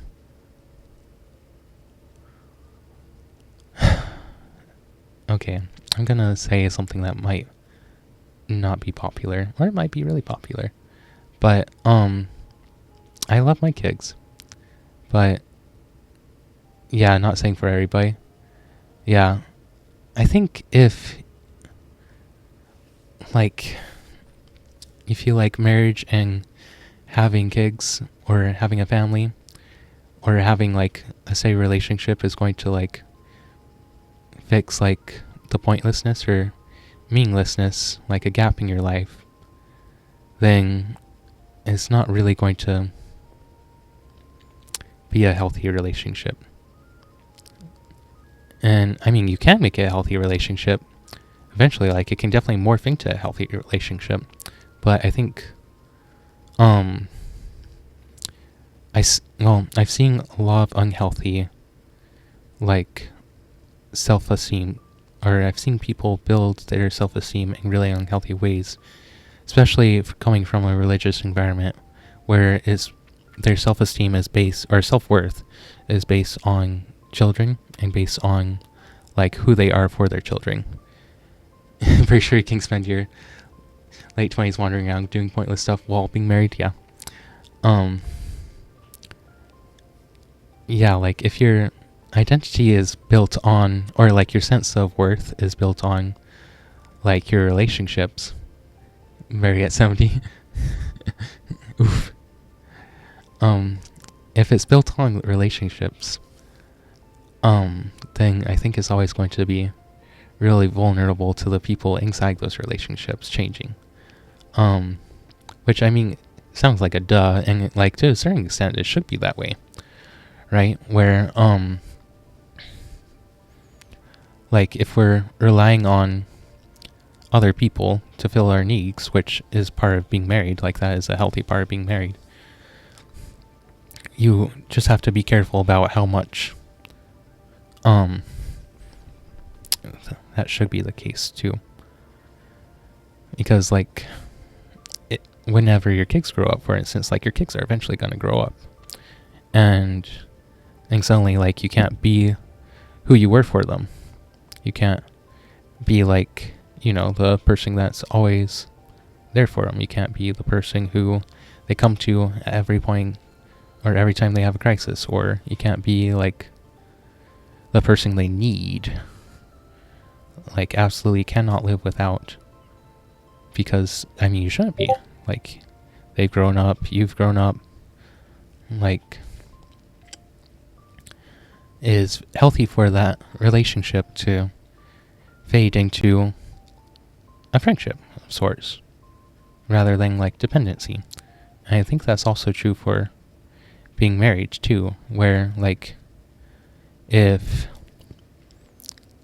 like it's natural for it to be a huge part of your identity, right? Being like this person's person. Being your spouse's spouse. But like if that's all you are, and like not even necessarily all of you are, but if like that's like the thing that gives like direction or meaning to your life, then your life is still one-dimensional. Like, what can you share with them? Like, you're sharing them with them, right? And that's good to a certain point, but like eventually you'll realize like, oh yeah, that's not enough. And it's easy to like slip into like the cultural expectations for what can fill that gap of like, yeah, my marriage isn't enough, right? Because like even if you do all the right things, I think this is part of why people have midlife crises, although I can't speak to that very well. But I think it's because like they realize that they did everything that they're expected to do, and yet somehow still not enough for them to like feel happy or to feel satisfied or feel like they're reaching their potential. Because like, if you go to Maslow's hierarchy of needs, like there are so many different needs that you have besides like being heard and seen and felt and feeling loved. Like, big part of being married, right, is like being loved and feeling like you can love or getting to love. Like, you need both parts of that, where you can love, but you can also be loved. Because those are just, I guess that's just how humans developed, or however they developed. I think marrying would elevate things. Yeah, that's a good attitude, I think. Where, like, you have a person to share with, like, you have a person to grow with. Like, I think that's a really good use case for marriage and for, like, having, like, sexual relationships. Is, like, being loved and loving other people and being better for other people, but also learning to be better for yourself too. And it's a lot easier to like learn that with a person that's got your backing, has got you. But yeah, if like that's what's providing the direction. Always wanted to get married and have kids, it just took a while. Yeah, I have friends in that position too, and I also like moving back to this area too. Like, I'm seeing people I haven't seen for like 9 years, and I can see like some of them are uncomfortable with like, which it feels weird. Like, it seems like some people are uncomfortable like talking to me about relationships or whatnot, because like I'm married, been married twice actually, and they're like, I dated somebody once, and then, or maybe they haven't dated somebody, maybe they're still figuring out like how they're queer or whatnot. I was kind of persuaded not to do that by the cool kids in media. Yeah, it can go both ways. But yeah, I can see people being uncomfortable with like, or like feeling imposter syndrome. I don't know if that's accurate because I can't speak to their feelings exactly. But I think it's also funny because I get like massive imposter syndrome talking to my friends from high school. Like, oh, you guys are doing cool stuff that I could have been doing. I could have been as cool as you are. And here I am being not as cool. And it's kind of funny that like, yeah, we make each other insecure like that. Like, I'm insecure because I'm not doing the cool stuff they're doing, and they're insecure because they're not doing stuff. Marrying young was for the geeks and religious fanatics. Hey now, you don't have to call me out twice in the same sentence. That was one of their arguments.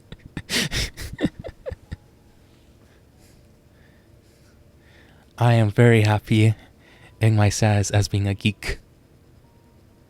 I know a lot of geeks and almost none of us got married young. Yeah. Yeah, I think you can definitely have both kind of geeks. The ones that get married because they think that's what you're supposed to do, so they do it. And the ones that are like more introspective, except Arvis, who did twice. Yeah. Yeah. The circus geeks. Whoa, circus geeks. I don't know what a circus geek is. Okay, sorry. This is a good conversation. I need to talk to my wife for a little bit. Speak of the devil. Just kidding, she's great. Okay, be right back.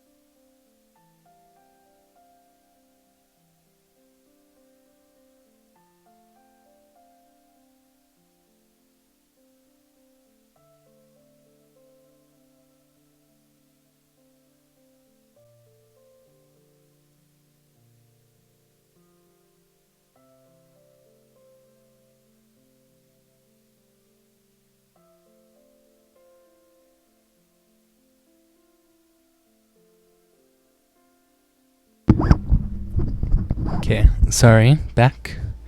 Nightmare Alley doesn't ring a bell. A movie with about old circus and fairs. They show the cruel nature of geeks. Very good movie with wonderful cast. I'm used to geeks meaning computer nerds. Legit. Viking just won. That was surprisingly close. Yeah, I'm used to geeks mean computer nerds too.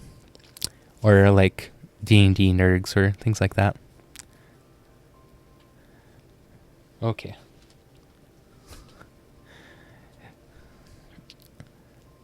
I hope you guys enjoyed that talk. I think you guys are all great people as you are. And you guys seem to be doing life pretty well because you seem to be pretty good people. And I mean, that's what I think matters most in the end, not the specifics of how, like, relationships happen. Okay. Okay, let's see if we can beat Viking. Waiting for match to start.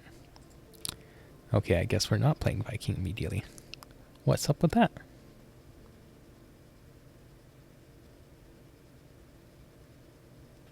Okay, we'll look up Nightmare Alley while we're here. Nightmare Alley. Is this going to get me banned? Probably wants a break. Yeah. Neo-noir. Fun. Psychological thriller. 1946 novel. Adapted in 2021. Dang. Mentalist husband. Sorry. A mentalist husband makes him sound crazy. Which maybe he is. Golden ticket to success by swindling elite and wealthy. Oh. Good on you. Google Circus Geek. Circus Geek. My computer's doing the thing where it doesn't type.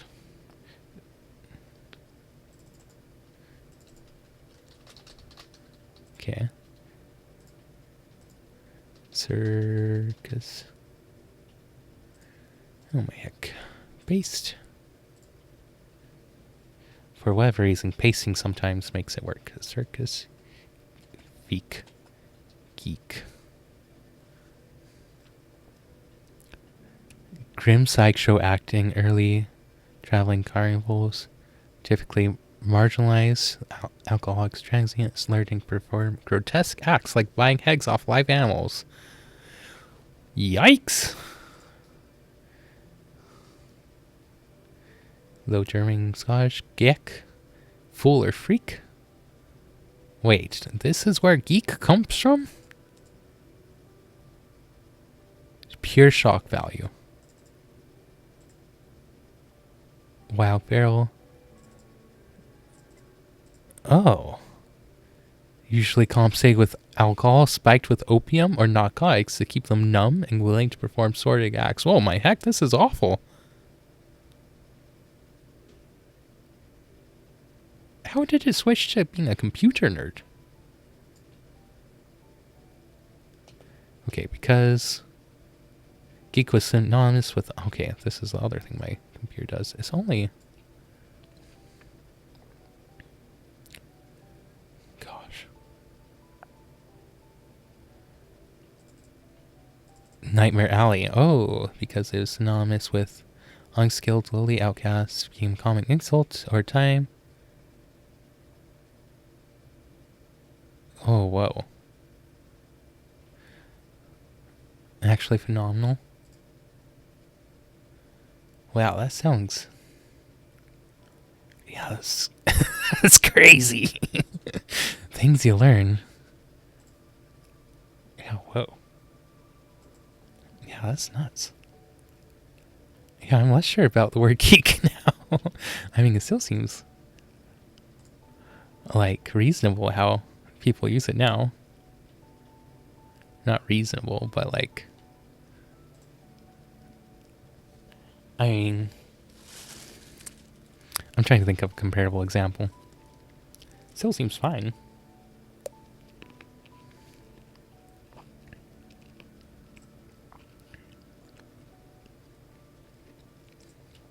Okay. Why is this not starting? Wait. Oh!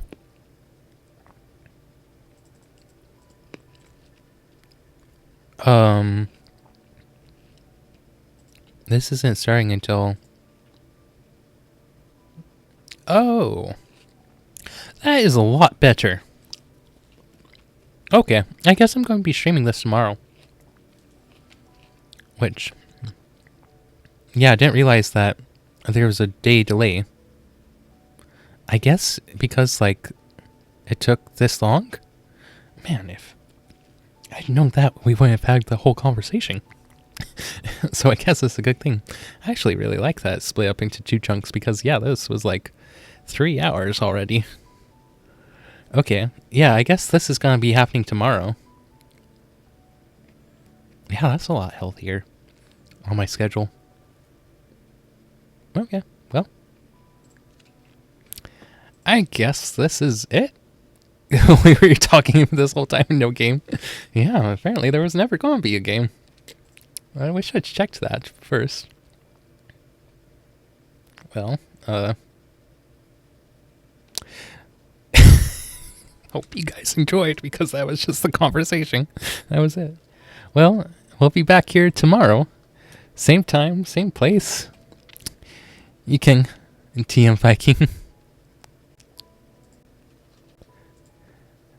What should I say, though? Like, I was waiting for you this whole time, lol. Oh my heck, why? Okay. Keyboard? So the match apparently starts tomorrow. Okay, I can't actually type, which is lovely.